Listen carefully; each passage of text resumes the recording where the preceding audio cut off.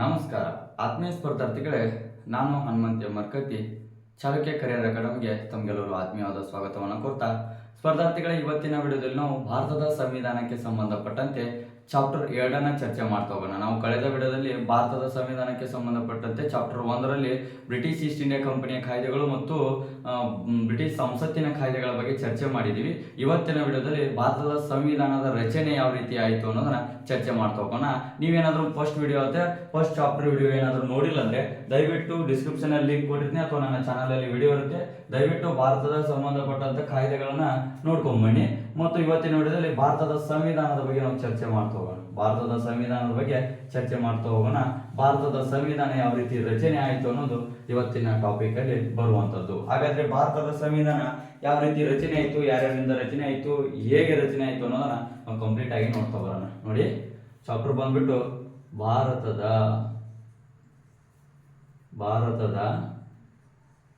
ಸಂವಿಧಾನದ ರಚನೆ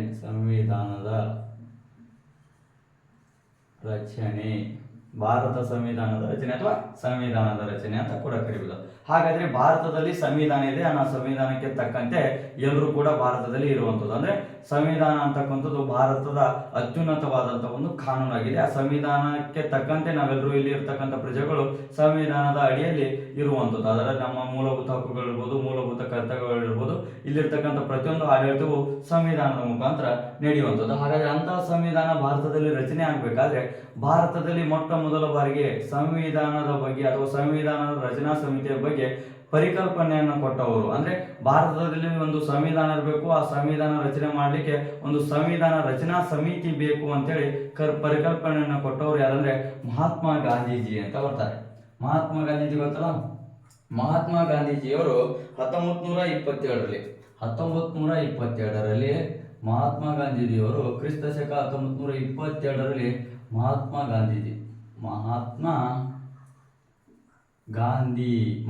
ಗಾಂಧೀಜಿ ಅವರು ಏನ್ ಮಾಡ್ತಾರೆ, ನಮ್ಗೆ 1927ರಲ್ಲಿ ಭಾರತದಲ್ಲಿ ಒಂದು ಸಂವಿಧಾನ ರಚನೆ ಮಾಡ್ಲಿಕ್ಕೆ ಒಂದು ಸಂವಿಧಾನ ರಚನಾ ಸಮಿತಿ ಬೇಕಂತ ಹೇಳ್ತಾರೆ. 1927ರಲ್ಲಿ ಭಾರತದಲ್ಲಿ ಸಂವಿಧಾನ ರಚನೆ ಮಾಡ್ಲಿಕ್ಕೆ ಸಂವಿಧಾನ ರಚನಾ ಸಮಿತಿ ಬೇಕಂತೇಳಿ ಒಂದು ಪರಿಕಲ್ಪನೆಯನ್ನು ಕೊಡ್ತಾರೆ. ಕ್ವಶನ್ ಕೇಳ್ತಾರೆ, ಭಾರತದಲ್ಲಿ ಸಂವಿಧಾನ ರಚನಾ ಸಮಿತಿ ಬೇಕೆಂದು ಪರಿಕಲ್ಪನೆ ನೀಡಿದಂತ ವ್ಯಕ್ತಿ ಯಾರಂದ್ರೆ ಮಹಾತ್ಮ ಗಾಂಧೀಜಿ ಅಂತ ಹೇಳ್ಬೇಕು. ಹಾಗಾದ್ರೆ ಇವರು ಪರಿಕಲ್ಪನೆ ನೀಡಿದಂತ ವ್ಯಕ್ತಿ ಮಹಾತ್ಮ ಗಾಂಧೀಜಿ. ಹಾಗಾದ್ರೆ ನಮಗೆ ಭಾರತದ ಸಂವಿಧಾನ ರಚನೆ ಮಾಡ್ಲಿಕ್ಕೆ ಒಂದು ಸಂವಿಧಾನ ರಚನಾ ಸಮಿತಿಯನ್ನ ರಚಿಸಿಕೊಳ್ಳಿಕ್ಕೆ ಅವಕಾಶ ಕಲ್ಪಿಸಿಕೊಡ್ರಿ ಅಂತ ಹೇಳಿದಂತ ವ್ಯಕ್ತಿ ಯಾರಂದ್ರೆ ಎಂ.ಎನ್.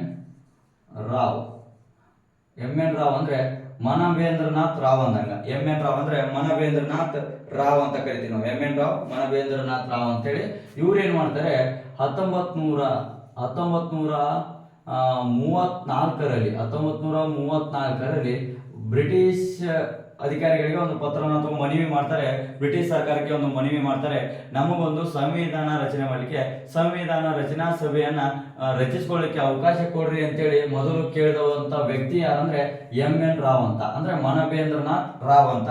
ನೋಡಿ, ಸಂವಿಧಾನ ರಚನಾ ಸಮಿತಿಯ ಬಗ್ಗೆ ಪರಿಕಲ್ಪನೆ ನೀಡಿದಂತ ವ್ಯಕ್ತಿ ಮಹಾತ್ಮ ಗಾಂಧೀಜಿ. ಸಂವಿಧಾನ ರಚನೆ ಮಾಡಲಿಕ್ಕೆ ಅವಕಾಶ ಕೊಡ್ರಿ ಅಂತ ಕೇಳಿದಂತ ಭಾರತೀಯ ಯಾರಂದ್ರೆ ಎಂ.ಎನ್. ರಾವ್, ಮನವೇಂದ್ರನಾಥ್ ರಾವ್ ಅಂತೇಳಿ. ಇವ್ರು ಯಾರಂದ್ರೆ ಒಬ್ಬ ಕಮ್ಯುನಿಸ್ಟ್ ವಾದಿಗಳು. ಇವರು ಅಂದ್ರೆ ಕಮ್ಯುನಿಸ್ಟ್ ವಾದಿಗಳಾಗಿರ್ತಾರೆ ಇವರು, ಎಂ.ಎನ್. ರಾವ್ ಅವರು. ಇದಾದ್ಮೇಲೆ ನೆಕ್ಸ್ಟ್ ಬರುತ್ತೆ 1935ರಲ್ಲಿ ರಾಷ್ಟ್ರೀಯ ಕಾಂಗ್ರೆಸ್ ಪಕ್ಷ ಏನಿರುತ್ತೆ, ಕಾಂಗ್ರೆಸ್ ಪಕ್ಷ ಏನಿರುತ್ತೆ, ನಮಗೊಂದು ಸಂವಿಧಾನ ರಚನೆ ಮಾಡಲಿಕ್ಕೆ ಸಂವಿಧಾನ ರಚನಾ ಸಮಿತಿಯನ್ನ ನೇಮಕ ಮಾಡ್ಕೊಳ್ಳಿಕ್ಕೆ ಅವಕಾಶ ಕೊಡ್ರಿ ಅಂತೇಳಿ ಬ್ರಿಟಿಷ್ ಸರ್ಕಾರಕ್ಕೆ ಮನವಿಯನ್ನ ಸಲ್ಲಿಸತಕ್ಕಂತ ಒಂದು ಪಕ್ಷ ಯಾವ್ದಂದ್ರೆ ಕಾಂಗ್ರೆಸ್ ಪಕ್ಷ, ರಾಷ್ಟ್ರೀಯ ಕಾಂಗ್ರೆಸ್ ಪಕ್ಷ ಅಂತ ಹೇಳಿ ಹೇಳ್ತೀವಿ. ಅದು 1935ರಲ್ಲಿ ಒಂದು ಮನವಿಯನ್ನ ಸಲ್ಲಿಸುತ್ತೆ. ಹಾಗಾದ್ರೆ ನೆಕ್ಸ್ಟ್ ಬರುತ್ತೆ 1938. ಈ ಇಸ್ವಿ ಮತ್ತು ಏನೇನಾಯ್ತು ಅನ್ನೋದು ಇಂಪಾರ್ಟೆಂಟ್ ಆಗಿರುತ್ತೆ. 1938ರಲ್ಲಿ ಇಲ್ಲಿ ಜವಾಹರ್ಲಾಲ್ ನೆಹರು ಬರ್ತಾರೆ. ಜವಾಹರ್ಲಾಲ್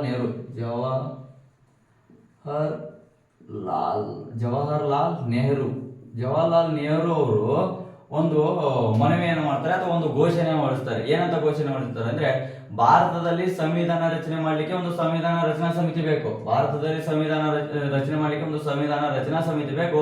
ಆ ಸಂವಿಧಾನ ರಚನಾ ಸಮಿತಿಯನ್ನ ಸಾರ್ವತ್ರಿಕ ವಯಸ್ಕ ಮತದಾನ ಪದ್ಧತಿಯ ಮೂಲಕ ಸಂವಿಧಾನ ರಚನಾ ಸಮಿತಿಯನ್ನ ರಚನೆ ಮಾಡ್ಕೊಳ್ಬೇಕು ಅಂತೇಳಿ ಒಂದು ಘೋಷಣೆಯನ್ನ ಹೊರಡಿಸ್ತಕ್ಕಂಥ ವ್ಯಕ್ತಿ ಯಾರಂದ್ರೆ ಜವಾಹರ್ಲಾಲ್ ನೆಹರು. ಯಾವ ಪಕ್ಷದ ಮೂಲಕ ಅಂದ್ರೆ ಕಾಂಗ್ರೆಸ್ ಪಕ್ಷದ ಮೂಲಕ ಇವರು ಒಂದು ಘೋಷಣೆಯನ್ನ ಹೊರಡಿಸ್ತಾರೆ. ಅಥವಾ ಕಾಂಗ್ರೆಸ್ ಪಕ್ಷದ ಮೂಲಕ ಜವಾಹರ್ಲಾಲ್ ನೆಹರು ಅವರು 1938ರಲ್ಲಿ ಸಾರ್ವತ್ರಿಕ ವಯಸ್ಕ ಮತದಾನ ಪದ್ಧತಿಯ ಮೂಲಕ ಒಂದು ಸಂವಿಧಾನ ರಚನಾ ಸಮಿತಿಯು ಸ್ಥಾಪನೆಯಾಗಿ ಆ ಸಂವಿಧಾನ ರಚನಾ ಸಮಿತಿಯಿಂದ ಭಾರತದ ಸಂವಿಧಾನ ತಯಾರಾಗಬೇಕು ಅಥವಾ ರಚನೆ ಆಗ್ಬೇಕು ಅಂತೇಳಿ ಹೇಳಿದಂತ ವ್ಯಕ್ತಿ ಜವಾಹರ್ಲಾಲ್ ನೆಹರು. ಇದಾದ್ಮೇಲೆ ಇವ್ರು ಏನ್ ಮಾಡ್ತಾರೆ, ಪ್ರಥಮ ಮಹಾಯುದ್ಧ ಬರುತ್ತೆ.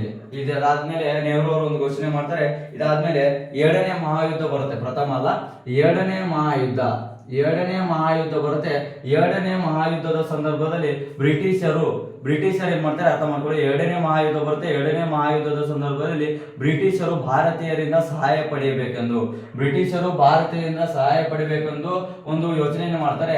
ಅಂತ ಸಂದರ್ಭದಲ್ಲಿ ಬ್ರಿಟಿಷರಿಗೆ ಭಾರತೀಯರು ಸಹಾಯ ಮಾಡ್ಬೇಕಂದ್ರೆ ಏನಾದ್ರು ನಮಗೆ ಅನುಕೂಲ ಆಗುವಂತ ಒಂದು ವ್ಯವಸ್ಥೆ ಮಾಡಿಕೊಡ್ಬೇಕಲ್ಲ. ಅದಕ್ಕೋಸ್ಕರ ಬ್ರಿಟಿಷರು ಏನ್ ಮಾಡ್ತಾರೆ, 1940 ಆಗಸ್ಟ್ 8 1940 ಆಗಸ್ಟ್ 8ರಂದು ಆಗಸ್ಟ್ ಕೊಡುಗೆ ಅಂತ ಒಂದು ಕೊಡ್ತಾರೆ. ಆಗಸ್ಟ್ ಕೊಡುಗೆ.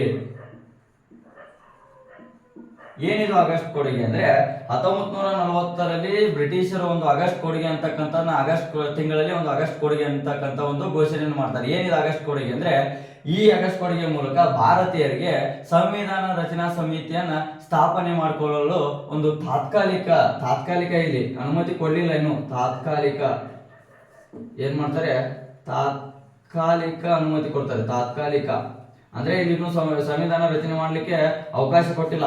ಏನಂತ ಕೊಡ್ತಾರೆ, ತಾತ್ಕಾಲಿಕ ಅನುಮತಿ ಕೊಡ್ತಾರೆ ಇವರು. ಆಗಸ್ಟ್ ಕೊಡುಗೆ ಅಂತೇಳಿ ಭಾರತೀಯರಿಗೆ ನಾವು ಸಂವಿಧಾನ ರಚನೆ ಮಾಡ್ಲಿಕ್ಕೆ ಒಂದು ಅವಕಾಶವನ್ನ ಕೊಡ್ತೀವಿ ಅಂತೇಳಿ ತಾತ್ಕಾಲಿಕವಾಗಿ ಒಂದು ಅವಕಾಶವನ್ನ ಕೊಡ್ತಾರೆ. ಅದಾದ್ಮೇಲೆ 1942ರಲ್ಲಿ ಭಾರತಕ್ಕೆ ಕ್ರಿಪ್ಸ್ ಆಯೋಗ ಬರುತ್ತೆ. 1942ರಲ್ಲಿ ಭಾರತಕ್ಕೆ ಕ್ರಿಪ್ಸ್ ಆಯೋಗ ಬರುತ್ತೆ. ಈ ಕ್ರಿಪ್ಸ್ ಆಯೋಗ ಏನ್ ಮಾಡುತ್ತೆ, ಭಾರತಕ್ಕೆ 1942ರಲ್ಲಿ ಕ್ರಿಪ್ಸ್ ಆಯೋಗ ಬರುತ್ತೆ. ಈ ಕ್ರಿಪ್ಸ್ ಆಯೋಗ ಭಾರತಕ್ಕೆ ಬಂದ ತಕ್ಷಣ ಏನ್ ಮಾಡುತ್ತೆ, ಈ ಭಾರತೀಯರು ಎರಡನೇ ಮಹಾಯುದ್ಧದಲ್ಲಿ ಬ್ರಿಟಿಷರಿಗೆ ಯಾವ ರೀತಿ ಸಹಾಯ ಮಾಡಬೇಕು, ಜೊತೆಗೆ ಭಾರತೀಯರು ಸಂವಿಧಾನ ರಚನೆ ಮಾಡ್ಲಿಕ್ಕೆ ಏನೇನ್ ಮಾಡ್ಬೇಕು ಅನ್ನೋದ್ರ ಬಗ್ಗೆ ಒಂದು ಕ್ರಿಪ್ಸ್ ಆಯೋಗ ತನ್ನ ವರದಿಯನ್ನ ಸಲ್ಲಿಸುತ್ತೆ. ಈ ಕ್ರಿಪ್ಸ್ ಆಯೋಗನ ವರದಿಯನ್ನ ಏನ್ ಮಾಡ್ತಾರೆ, ಭಾರತೀಯರು ಮತ್ತು ಭಾರತದಲ್ಲಿ ಇರ್ತಕ್ಕಂಥ ಕಾಂಗ್ರೆಸ್ ಪಕ್ಷ ಮತ್ತು ಮುಸ್ಲಿಂ ಲೀಗು ಇದನ್ನ ತಿರಸ್ಕಾರ ಮಾಡುತ್ತೆ. ಅಂದ್ರೆ ಈ ಕ್ರಿಪ್ಸ್ ಆಯೋಗ ಒಂದು ವರದಿಯನ್ನು ಸಲ್ಲಿಸುತ್ತೆ, ಭಾರತೀಯರು ಯಾವ ರೀತಿ ಬ್ರಿಟಿಷರಿಗೆ ಸಹಾಯ ಮಾಡಬೇಕು ಯುದ್ಧದಲ್ಲಿ, ಜೊತೆಗೆ ಯಾವ ರೀತಿ ಸಂವಿಧಾನ ರಚನೆ ಮಾಡ್ಲಿಕ್ಕೆ ಸಮಿತಿಯನ್ನ ರಚನೆ ಮಾಡ್ಕೋಬೇಕು ಅನ್ನೋದ್ರ ಬಗ್ಗೆ ಒಂದು ವರದಿಯನ್ನ ಸಲ್ಲಿಸುತ್ತೆ. ಆ ವರದಿಯನ್ನ ಭಾರತದಲ್ಲಿರ್ತಕ್ಕಂಥ ಕಾಂಗ್ರೆಸ್ ಪಕ್ಷ, ಭಾರತದಲ್ಲಿರ್ತಕ್ಕಂಥ ಕಾಂಗ್ರೆಸ್ ಮತ್ತು ಮುಸ್ಲಿಂ ಲೀಗ್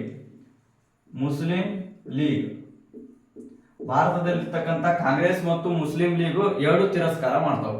ಯಾಕೆ ತಿರಸ್ಕಾರ ಮಾಡ್ತಾವೆ ಅಂದ್ರೆ ಕಾಂಗ್ರೆಸ್ ಪಕ್ಷದಲ್ಲಿರ್ತಕ್ಕಂಥ ಗಾಂಧೀಜಿ ಒಂದು ಮಾತು ಹೇಳ್ತಾರೆ. ಕಾಂಗ್ರೆಸ್ ನಲ್ಲಿ ಇರ್ತಕ್ಕಂಥ ಗಾಂಧೀಜಿ ಅಥವಾ ಗಾಂಧೀಜಿ ಒಂದು ಮಾತು ಹೇಳ್ತಾರೆ ಈ ಕ್ರಿಪ್ಸ್ ಆಯೋಗಕ್ಕೆ ಪೋಸ್ಟ್ ಡೇಟೆಡ್ ಚೆಕ್ ಅಂತ ಹೇಳ್ತಾರೆ. ಈ ಕ್ರಿಪ್ಸ್ ಆಯೋಗ 1942ರಲ್ಲಿ ಬಂದಂತ ಕ್ರಿಪ್ಸ್ ಆಯೋಗ ಒಂದು ವರದಿಯನ್ನು ಸಲ್ಲಿಸುತ್ತೆ. ಆ ಕ್ರಿಪ್ಸ್ ಆಯೋಗದ ವರದಿಗೆ ಗಾಂಧೀಜಿ ಅವರು ಪೋಸ್ಟ್ ಡೇಟೆಡ್ ಚೆಕ್ ಅಂತ ಪೋಸ್ಟ್ ಡೇಟೆಡ್ ಚೆಕ್ ಅಂತ ಹೇಳ್ತಾರೆ. ಈ ಮುಸ್ಲಿಂ ಲೀಗು ಮತ್ತು ಕಾಂಗ್ರೆಸ್ ಎರಡು ಇದನ್ನು ತಿರಸ್ಕಾರ ಮಾಡ್ತಾವ. ಯಾವ ಕಾಂಗ್ರೆಸ್ ಮತ್ತು ಮುಸ್ಲಿಂ ಲೀಗ್ ಎರಡು ಪಕ್ಷಗಳು ಇದನ್ನು ತಿರಸ್ಕಾರ ಮಾಡ್ತಾವು. ಇದಕ್ಕೆ ಗಾಂಧೀಜಿ ಅವರು ಪೋಸ್ಟ್ ಡೇಟೆಡ್ ಚೆಕ್ ಅಂತ ಹೇಳ್ತಾರೆ. Post dated check. ಈ ಕ್ರಿಪ್ಸ್ ಆಯೋಗಕ್ಕೆ ಗಾಂಧೀಜಿ ಅವರು ಯಾರಂದ್ರೆ ಗಾಂಧೀಜಿ ಅವರು ಏನ್ ಹೇಳ್ತಾರೆ, ಪೋಸ್ಟ್ ಡೇಟೆಡ್ ಚೆಕ್ ಅಂತ ಹೇಳ್ತಾರೆ. ಪೋಸ್ಟ್ ಡೇಟೆಡ್ ಚೆಕ್ ಅಂದ್ರೆ ಏನು, ಮುಳುಗುತ್ತಿರುವ ಬ್ಯಾಂಕಿನ ಮುಂದಿನ ದಿನಾಂಕದ ಚೆಕ್ ಅಂತ ಹೇಳ್ತಾರೆ. ಮುಳುಗುತ್ತಿರುವ ಬ್ಯಾಂಕಿನ ಮುಂದಿನ ದಿನಾಂಕದ ಚೆಕ್ ಅಂತ ಹೇಳಿದವರು ಯಾರಂದ್ರೆ ಮಹಾತ್ಮ ಗಾಂಧೀಜಿ. ಕ್ರಿಪ್ಸ್ ಆಯೋಗದ ಕುರಿತು ಮಹಾತ್ಮ ಗಾಂಧೀಜಿ ಹೇಳಿದಂತ ಹೇಳಿಕೆ ಯಾವ್ದಂದ್ರೆ ಪೋಸ್ಟ್ ಡೇಟೆಡ್ ಚೆಕ್ ಅಂತ ಹೇಳ್ಬೋದು, ಅಥವಾ ಮುಳುಗುತ್ತಿರುವ ಬ್ಯಾಂಕಿನ ಮುಂದಿನ ದಿನಾಂಕದ ಚೆಕ್ ಅಂತ ಹೇಳ್ಬೋದು. ಈ ಮುಳುಗುತ್ತಿರುವ ಬ್ಯಾಂಕಿನ ಮುಂದಿನ ದಿನಾಂಕದ ಚೆಕ್ ಅಂದ್ರೆ ಈ 2ನೇ ಮಹಾಯುದ್ಧ ಮುಗಿದ ನಂತರ ನಿಮ್ಮ ಬ್ರಿಟನ್ ದೇಶನೇ ಇರುತ್ತೆ ಅಂತ ಗೊತ್ತಿರಲ್ಲ, ಆದ್ರೂ ಕೂಡ ನೀವು ನಮಗೆ ಸಂವಿಧಾನ ರಚನೆ ಮಾಡ್ಲಿಕ್ಕೆ ಅವಕಾಶ ಕೊಡೋದ್ರ ಬಗ್ಗೆ ಯೋಚನೆ ಮಾಡ್ತಾ ಇದ್ದೀರಾ. ನಿಮ್ಮ ದೇಶ ಉಳಿಯುತ್ತೋ ಇಲ್ವೋ ಅನ್ನೋದು ನಿಮ್ಗೆ ಗೊತ್ತಿಲ್ಲ, ಅಂದ್ರೆ ನಿಮ್ಮ ದೇಶನೇ ಮುಳುಗೊಂಡು ಹೊತ್ನಾಗ ನಮಗೆ ಸಂವಿಧಾನ ರಚನೆ ಬಗ್ಗೆ ಅಥವಾ ನಮಗೆ ಸ್ವಾತಂತ್ರ್ಯ ಕೊಡೋದ್ರ ಬಗ್ಗೆ ನೀವು ಯೋಚನೆ ಮಾಡ್ತಾ ಇದ್ದೀರಾ ಅಂತೇಳಿ ಈ ಪೋಸ್ಟ್ ಡೇಟೆಡ್ ಚೆಕ್ ಅನ್ನುವ ಮೂಲಕ ಗಾಂಧೀಜಿಯವರು ಈ ಕ್ರಿಪ್ಸ್ ಆಯೋಗಕ್ಕೆ ಹೇಳ್ತಾರೆ. ಇದನ್ನ ಮುಸ್ಲಿಂ ಲೀಗು ಮತ್ತು ಕಾಂಗ್ರೆಸ್ ಪಕ್ಷ ಎರಡೂ ಕೂಡ ತಿರಸ್ಕಾರ ಮಾಡ್ತವೆ. ಇದು ಕೂಡ ನೆನಪಿರ್ಬೇಕು. ಕ್ರಿಪ್ಸ್ ಆಯೋಗವನ್ನು ತಿರಸ್ಕಾರ ಮಾಡಿದಂತ ಪಕ್ಷಗಳು ಯಾವಂದ್ರೆ ಕಾಂಗ್ರೆಸ್ ಮತ್ತು ಮುಸ್ಲಿಂ ಲೀಗ್. ಇದಾದ ನಂತರ ಏನಾಗುತ್ತೆ, ಇಷ್ಟ ಆಗಿಬಿಡುತ್ತೆ. ಇವಾಗ ಸಂವಿಧಾನ ರಚನೆ ಬಗ್ಗೆ ಪರಿಕಲ್ಪನೆ ಕೊಟ್ಟರು ನೋಡಿ. ಸಂವಿಧಾನ ರಚನಾ ಬಗ್ಗೆ ಪರಿಕಲ್ಪನೆ ಕೊಟ್ಟಂತವರು ಮಹಾತ್ಮ ಗಾಂಧೀಜಿ. ಸಂವಿಧಾನ ರಚನಾ ಸಮಿತಿಯನ್ನ ನಾವು ಸ್ಥಾಪನೆ ಮಾಡ್ಲಿಕ್ಕೆ ಅವಕಾಶ ಕೊಡಿ ಅಂತ ಹೇಳಿದವರು MN ರಾವ್ ಅವರು. ಹಾಗಾದ್ರೆ ಸಂವಿಧಾನ ರಚನಾ ಸಮಿತಿಯ ಬಗ್ಗೆ ಸ್ಥಾಪನೆ ಮಾಡ್ಲಿಕ್ಕೆ ಅವಕಾಶ ಕೊಡಿ ಅಂತ ಬ್ರಿಟಿಷರಿಗೆ ಕೇಳಿದಂತ ವ್ಯಕ್ತಿ MN ರಾವ್ ಆದ್ರೆ, ಬ್ರಿಟಿಷರಿಗೆ ಕೇಳಿದಂತ ಮೊದಲ ಪಕ್ಷ ಕಾಂಗ್ರೆಸ್ ಪಕ್ಷ 1935ರಲ್ಲಿ. ಅಂದ್ರೆ ನಾವು ಸಂವಿಧಾನ ರಚನಾ ಸಮಿತಿಯನ್ನ ಸ್ಥಾಪನೆ ಮಾಡ್ಲಿಕ್ಕೆ ಅವಕಾಶ ಕೊಡಿ ಅಂತ ಕೇಳಿದಂತ ಪಕ್ಷ ಕಾಂಗ್ರೆಸ್ ಪಕ್ಷ. ಅದೇ ರೀತಿ 1938ರಲ್ಲಿ ಜವಾಹರ್ಲಾಲ್ ನೆಹರು ಕಾಂಗ್ರೆಸ್ ಪಕ್ಷದ ಮೂಲಕ ಒಂದು ಘೋಷಣೆ ಹೊರಡಿಸ್ತಾರೆ, ಸಾರ್ವತ್ರಿಕ ಚುನಾವಣೆಯ ಪದ್ಧತಿಯ ಮೂಲಕ ಮತದಾನ ಮಾಡಿ ಚುನಾವಣಾ ಸಮಿತಿಯನ್ನು ಅಥವಾ ನಾವು ರಚನಾ ಸಮಿತಿಯನ್ನು ಸ್ಥಾಪನೆ ಮಾಡಬೇಕು, ಆ ರಚನಾ ಸಮಿತಿಯಿಂದ ಸಂವಿಧಾನ ರಚನೆ ಆಗ್ಬೇಕಂತ ಘೋಷಣೆ ಮಾಡಿದವರು ಯಾರಂದ್ರೆ ಜವಾಹರ್ಲಾಲ್ ನೆಹರು ಅಂತ. ಹಾಗಾದ್ರೆ 1940ರಲ್ಲಿ ಆಗಸ್ಟ್ ಕೋಡಿಗೆ ಬರುತ್ತೆ. ಆಗಸ್ಟ್ ಕೋಡಿಗೆ ಬಂದಂತ ತಿಂಗಳು ಯಾವ್ದಂದ್ರೆ 1940 ಆಗಸ್ಟ್ 8 ಆಗಸ್ಟ್ ಕೋಡಿಗೆ ಅಂತೇಳಿ ಒಂದು ಕೊಡುಗೆಯನ್ನು ಕೊಡ್ತಾರೆ. ಅದರ ಮೂಲಕ ಭಾರತೀಯರಿಗೆ ತಾತ್ಕಾಲಿಕವಾಗಿ ಸಂವಿಧಾನ ರಚನೆ ಮಾಡ್ಲಿಕ್ಕೆ ಒಂದು ಅವಕಾಶವನ್ನು ಕೊಡ್ತಾರೆ. ಅದಾದ್ಮೇಲೆ 1942ರಲ್ಲಿ ಭಾರತಕ್ಕೆ ಕ್ರಿಪ್ಸ್ ಆಯೋಗ ಬರುತ್ತೆ. ಆ ಕ್ರಿಪ್ಸ್ ಆಯೋಗದ ವರದಿಯನ್ನ ಕಾಂಗ್ರೆಸ್ ಮತ್ತು ಮುಸ್ಲಿಂ ಲೀಗ್ ಎರಡೂ ತಿರಸ್ಕಾರ ಮಾಡ್ತವೆ. ಈ ಕ್ರಿಪ್ಸ್ ಆಯೋಗಕ್ಕೆ ಗಾಂಧೀಜಿಯವರು ಪೋಸ್ಟ್ ಡೇಟೆಡ್ ಚೆಕ್ ಅಥವಾ ಮುಳುಗುತ್ತಿರುವ ಬ್ಯಾಂಕಿನ ಮುಂದಿನ ದಿನಾಂಕದ ಚೆಕ್ ಅಂತೇಳಿ ಕರೀತಾರೆ. ಇದಾದ್ಮೇಲೆ ಏನ್ ಮಾಡ್ತಾರೆ, ಬ್ರಿಟನ್ ನಲ್ಲಿ ಸಾರ್ವತ್ರಿಕ ಚುನಾವಣೆ ನಡೆಯುತ್ತೆ. ಚುನಾವಣೆ ನಡೆದು ಲೇಬರ್ ಪಕ್ಷ ಅಂದ್ರೆ ಕಾರ್ಮಿಕ ಪಕ್ಷ ಅಂತ ಹೇಳ್ತೀವಿ. ಲೇಬರ್ ಅಥವಾ ಕಾರ್ಮಿಕ ಪಕ್ಷ ಅಧಿಕಾರಕ್ಕೆ ಬರುತ್ತೆ. ಈ ಕಾರ್ಮಿಕ ಪಕ್ಷದ ಕ್ಲೈಮೇಟ್ ಆಟ್ಲೆ ಅಂತ ಒಬ್ಬ ವ್ಯಕ್ತಿ ಇರ್ತಾನೆ.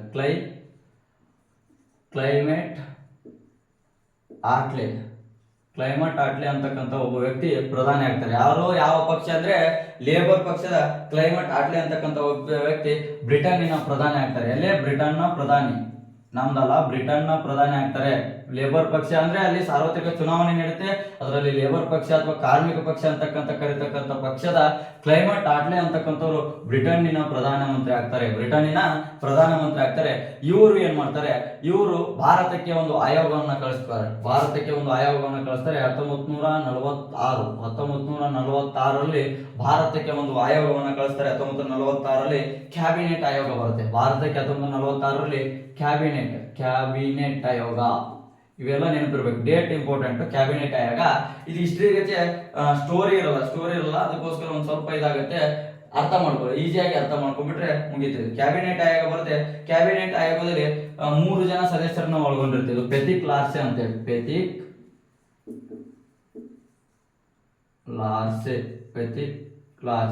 ಅಧ್ಯಕ್ಷರು, ಇದಕ್ಕೆ ಅಧ್ಯಕ್ಷರು. ಮತ್ತು ಅಲೆಕ್ಸಾಂಡರ್ ಅಂತ ಬರ್ತಾನೆ, ಅಲೆಕ್ಸಾಂಡರ್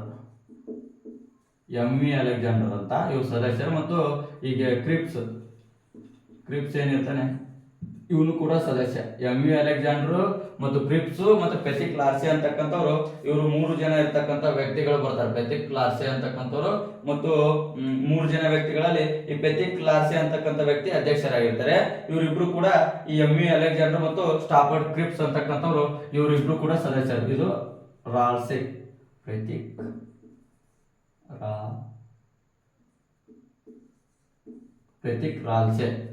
ರಾಲ್ಸೆ ಅಂತಕ್ಕಂಥವ್ರು ಅಧ್ಯಕ್ಷರು. ಅಲೆಕ್ಸಾಂಡರ್ ಮತ್ತು ಸ್ಟಾಫರ್ಡ್ ಕ್ರಿಪ್ಸ್ ಅಂತಕ್ಕಂಥವ್ರು ಈ ಕ್ಯಾಬಿನೆಟ್ ಆಯೋಗದ 3 ಜನ ಒಳಗೊಂಡಿರ್ತಕ್ಕಂಥ ಕ್ಯಾಬಿನೆಟ್, 3 ಜನ ಸದಸ್ಯರನ್ನು ಒಳಗೊಂಡಿರ್ತಕ್ಕಂಥ ಕ್ಯಾಬಿನೆಟ್ ಆಯೋಗ 1946 ಭಾರತಕ್ಕೆ ಬರುತ್ತೆ.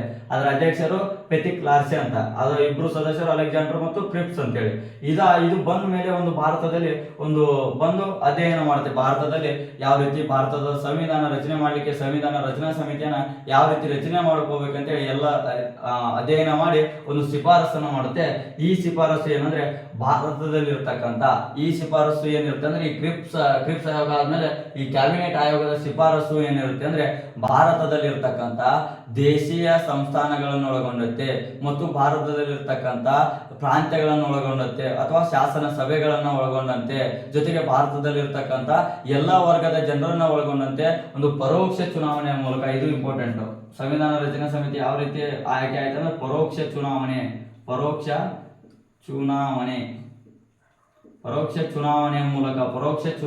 ಮೂಲಕ ಒಂದು ಸಂವಿಧಾನ ರಚನಾ ಸಮಿತಿಯನ್ನ ನೀವು ರಚನೆ ಮಾಡ್ಕೋರಿ ಅಂತೇಳಿ ಈ ಕ್ಯಾಬಿನೆಟ್ ಆಯೋಗ ಭಾರತದಲ್ಲಿ ಒಂದು ತನ್ನ ಶಿಫಾರಸು ಮಾಡಿ ಹೋಗುತ್ತೆ. ತನ್ನ ಸಮಿತಿಯ ಮೂಲಕ ಒಂದು ಶಿಫಾರಸನ್ನು ಮಾಡಿ ಹೋಗುತ್ತೆ.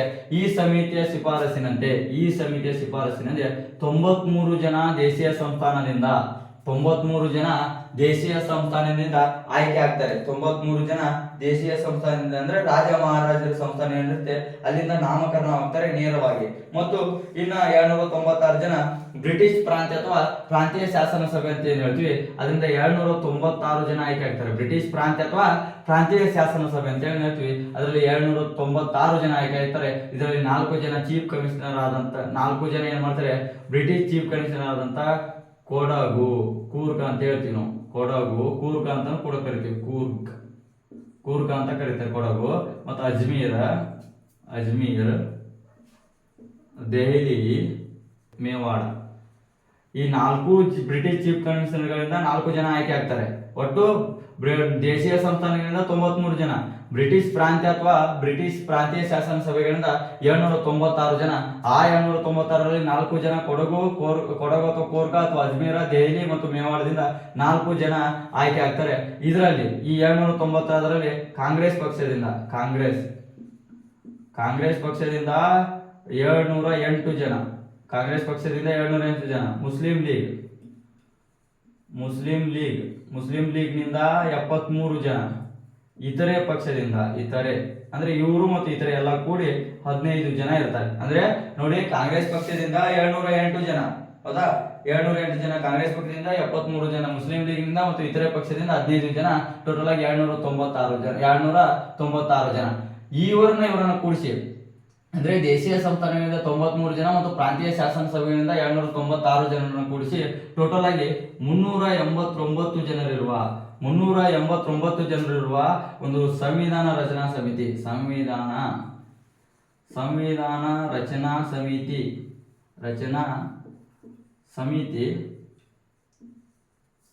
1946 ಜುಲೈ 6ರಂದು ಒಂದು ಸಂವಿಧಾನ ರಚನಾ ಸಮಿತಿ ಆಯ್ಕೆ ಆಗುತ್ತೆ. ಎಷ್ಟು ಜನ ಇರತಕ್ಕಂಥ ಸಂವಿಧಾನ ರಚನಾ ಸಮಿತಿ? 389 ಜನರಿರುವಂತ ಒಂದು ಸಂವಿಧಾನ ರಚನಾ ಸಮಿತಿ ಜುಲೈ 6ನೇ ತಾರೀಕು 1946ರಲ್ಲಿ, ಜುಲೈ 6, 1946ರಲ್ಲಿ ಸಂವಿಧಾನ ರಚನಾ ಸಮಿತಿ ಸ್ಥಾಪನೆ ಆಗುತ್ತೆ. ಈ ಸಂವಿಧಾನ ರಚನಾ ಸಮಿತಿ ಇಲ್ಲಿ ಸ್ಥಾಪನೆ ಆಯ್ತು. ಅರ್ಥ ಮಾಡ್ಕೊಳ್ಳಿ, ಸಂವಿಧಾನ ರಚನೆಯ ಬಗ್ಗೆ ಪರಿಕಲ್ಪನೆ ಕೊಟ್ಟವರು ಮಹಾತ್ಮ ಗಾಂಧೀಜಿ. ಸಂವಿಧಾನ ರಚನಾ ಸಮಿತಿಯ ಬಗ್ಗೆ ಮೊದಲು ಸಂವಿಧಾನ ರಚನಾ ಸಮಿತಿಯನ್ನ ರಚನೆ ಮಾಡ್ಕೊಂತೀವಿ ಅಂತೇಳಿ ಬ್ರಿಟಿಷರಿಗೆ ಕೇಳಿದಂತ ವ್ಯಕ್ತಿ ಯಾರಂದ್ರೆ ಎಂ.ಎನ್. ರಾವ್. ಸಂವಿಧಾನ ರಚನಾ ಸಮಿತಿಯನ್ನು ರಚನೆ ಮಾಡ್ಕೊಂತೀವಿ ಅಂತೇಳಿ ಬ್ರಿಟಿಷರಿಗೆ ಕೇಳಿದಂತ ಒಂದು ಪಕ್ಷ ಯಾವ್ದಂದ್ರೆ 1935ರಲ್ಲಿ ಕಾಂಗ್ರೆಸ್ ಪಕ್ಷ. ಸಂವಿಧಾನ ರಚನಾ ಸಮಿತಿ ಸಾರ್ವತ್ರಿಕ ಚುನಾವಣೆ ಮೂಲಕ ಸಮಿತಿಯನ್ನು ರಚನೆ ಮಾಡ್ಬೇಕಂತ ಹೇಳಿದವರು ಜವಾಹರ್ಲಾಲ್ ನೆಹರು ಅವರು. ಹಾಗಾದ್ರೆ ಎರಡನೇ ಮಹಾಯುದ್ಧ ಪ್ರಾರಂಭ ಆಗುತ್ತೆ. ಅಲ್ಲಿಗೆ 1940ರಲ್ಲಿ ಆಗಸ್ಟ್ ಕೊಡುಗೆಯನ್ನು ಕೊಡ್ತಾರೆ. ಅದರಲ್ಲಿ ತಾತ್ಕಾಲಿಕವಾಗಿ ಸಂವಿಧಾನ ರಚನೆ ಮಾಡಲಿಕ್ಕೆ ಅವಕಾಶ ಕೊಡ್ತಾರೆ. ಅದಾದ್ಮೇಲೆ 1942ರಲ್ಲಿ ಭಾರತಕ್ಕೆ ಕ್ರಿಪ್ಸ್ ಆಯೋಗ ಬರುತ್ತೆ. ಕ್ವಶನ್ ಏನ್ ಕೇಳ್ತಾರೆ, ಭಾರತಕ್ಕೆ ಕ್ರಿಪ್ಸ್ ಆಯೋಗ ಯಾವಾಗ ಬಂತು? 1942. ಹಾಗೆ ಕ್ರಿಪ್ಸ್ ಆಯೋಗವನ್ನು ಗಾಂಧೀಜಿ ಅವರು ಏನಂತ ಹೇಳಿದ್ದಾರೆ? ಕ್ರಿಪ್ಸ್ ಆಯೋಗವನ್ನು ಗಾಂಧೀಜಿ ಅವರು ಪೋಸ್ಟ್ ಡೇಟೆಡ್ ಚೆಕ್ ಅಥವಾ ಮುಳುಗುತ್ತಿರುವ ಬ್ಯಾಂಕಿನ ಮುಂದಿನ ದಿನಾಂಕದ ಚೆಕ್ ಅಂತ ಹೇಳಿದ್ದಾರೆ. ಈ ತರ ಕ್ವಶನ್ ಕೇಳ್ತಾರೆ. ಅದಾದ್ಮೇಲೆ ಲೇಬರ್ ಪಕ್ಷ ಅಥವಾ ಕಾರ್ಮಿಕ ಪಕ್ಷ ಬ್ರಿಟನ್ ನಲ್ಲಿ ಅಧಿಕಾರಕ್ಕೆ ಬರುತ್ತೆ. ಅದರ ಪ್ರಧಾನಮಂತ್ರಿಯಾಗಿ ಕ್ಲೈಮೆಟ್ ಅಟ್ಲಿ ಅವರು ಅಧಿಕಾರವನ್ನು ವಹಿಸ್ಕೊಂತಾರೆ. ಅದಾದ್ಮೇಲೆ 1946 ಭಾರತಕ್ಕೆ ಕ್ಯಾಬಿನೆಟ್ ಆಯೋಗ ಯಾವಾಗ ಬಂತು? 1946. ಹಾಗಾದ್ರೆ ಕ್ಯಾಬಿನೆಟ್ ಆಯೋಗದ ಅಧ್ಯಕ್ಷರಾದಂದ್ರೆ ಪೆಥಿಕ್ ಲಾರ್ಸೆ ಅಂತಕ್ಕಂಥವ್ರು ಅಧ್ಯಕ್ಷರಾಗಿದ್ದರು. ಹಾಗಾದ್ರೆ ಕ್ಯಾಬಿನೆಟ್ ಆಯೋಗ ಎಷ್ಟು ಸದಸ್ಯರನ್ನ ಒಳಗೊಂಡಿತ್ತು? 3 ಜನ ಸದಸ್ಯರನ್ನ ಒಳಗೊಂಡಿತ್ತು. ಹಾಗಾದ್ರೆ ಕ್ಯಾಬಿನೆಟ್ ಆಯೋಗದ ವರದಿ ಮೂಲಕ ಭಾರತದಲ್ಲಿ ಸಂವಿಧಾನ ರಚನಾ ಸಮಿತಿಯು ಪರೋಕ್ಷ ಚುನಾವಣೆ ಮೂಲಕ ಅಥವಾ ಪ್ರತ್ಯಕ್ಷ ಚುನಾವಣೆ ಮೂಲಕ ಆಯ್ಕೆ ಮಾಡ್ಕೊಂತಾರೆ ಅಂದ್ರೆ ಪರೋಕ್ಷ ಚುನಾವಣೆಯ ಮೂಲಕ. ಇದು ಇಂಪಾರ್ಟೆಂಟ್. ಇದು ಏನ್ ಹೇಳ್ತಾರೆ? ಅವ್ರು ಹೇಳ್ತಾರೆ 1990ರಲ್ಲಿ ಕ್ಯಾಬಿನೆಟ್ ಆಯೋಗ ಭಾರತಕ್ಕೆ ಬಂದ ಮೇಲೆ ಯಾವ ಚುನಾವಣೆಯ ಮೂಲಕ ಭಾರತದಲ್ಲಿ ಸಂವಿಧಾನ ರಚನಾ ಸಮಿತಿ ಆಯ್ಕೆ ಆಯ್ತಂದ್ರೆ ಮೊದಲ ಬಾರಿಗೆ ಪರೋಕ್ಷ ಚುನಾವಣೆಯ ಮೂಲಕ ಸಂವಿಧಾನ ರಚನಾ ಸಮಿತಿ ಭಾರತದಲ್ಲಿ ಸ್ಥಾಪನೆ ಆಗುತ್ತೆ. ಹಾಗಾದ್ರೆ ಭಾರತದಲ್ಲಿ ಸಂವಿಧಾನ ರಚನಾ ಸಮಿತಿ ಪರೋಕ್ಷ ಚುನಾವಣೆಯ ಮೂಲಕ ಆಯ್ಕೆ ಆದ್ರೆ ದೇಶೀಯ ಸಂಸ್ಥಾನದಿಂದ ಚುನಾವಣಾ ಸಮಿತಿ ಅಂದ್ರೆ ರಚನಾ ಸಮಿತಿಗೆ ಎಷ್ಟು ಜನ ಆಯ್ಕೆ ಆದ್ರೆ 93 ಜನ. ಕ್ವಶನ್ ಯಾವ ರೀತಿ ಕೇಳ್ತಾರೆ? ಭಾರತದ ಸಂವಿಧಾನ ರಚನಾ ಸಮಿತಿಗೆ ಆಯ್ಕೆಯಾದಂತ ದೇಶೀಯ ಸಂಸ್ಥಾನಗಳು ಅಥವಾ ರಾಜ ಮಹಾರಾಜರ ಸಂಸ್ಥಾನಗಳಿಂದ ಆಯ್ಕೆಯಾದಂತ ಜನರು ಎಷ್ಟು ಅಂದ್ರೆ 93 ಜನ. ಪ್ರಾಂತ್ಯಗಳಿಂದ ಅಥವಾ ಬ್ರಿಟಿಷ್ ಪ್ರಾಂತ್ಯಗಳಿಂದ ಅಥವಾ ಬ್ರಿಟಿಷ್ ಪ್ರಾಂತ್ಯ ಅಥವಾ ಶಾಸನ ಸಭೆಗಳಿಂದ ಆಯ್ಕೆಯಾದಂತ ಜನರು ಎಷ್ಟಂದ್ರೆ 796 ಜನ.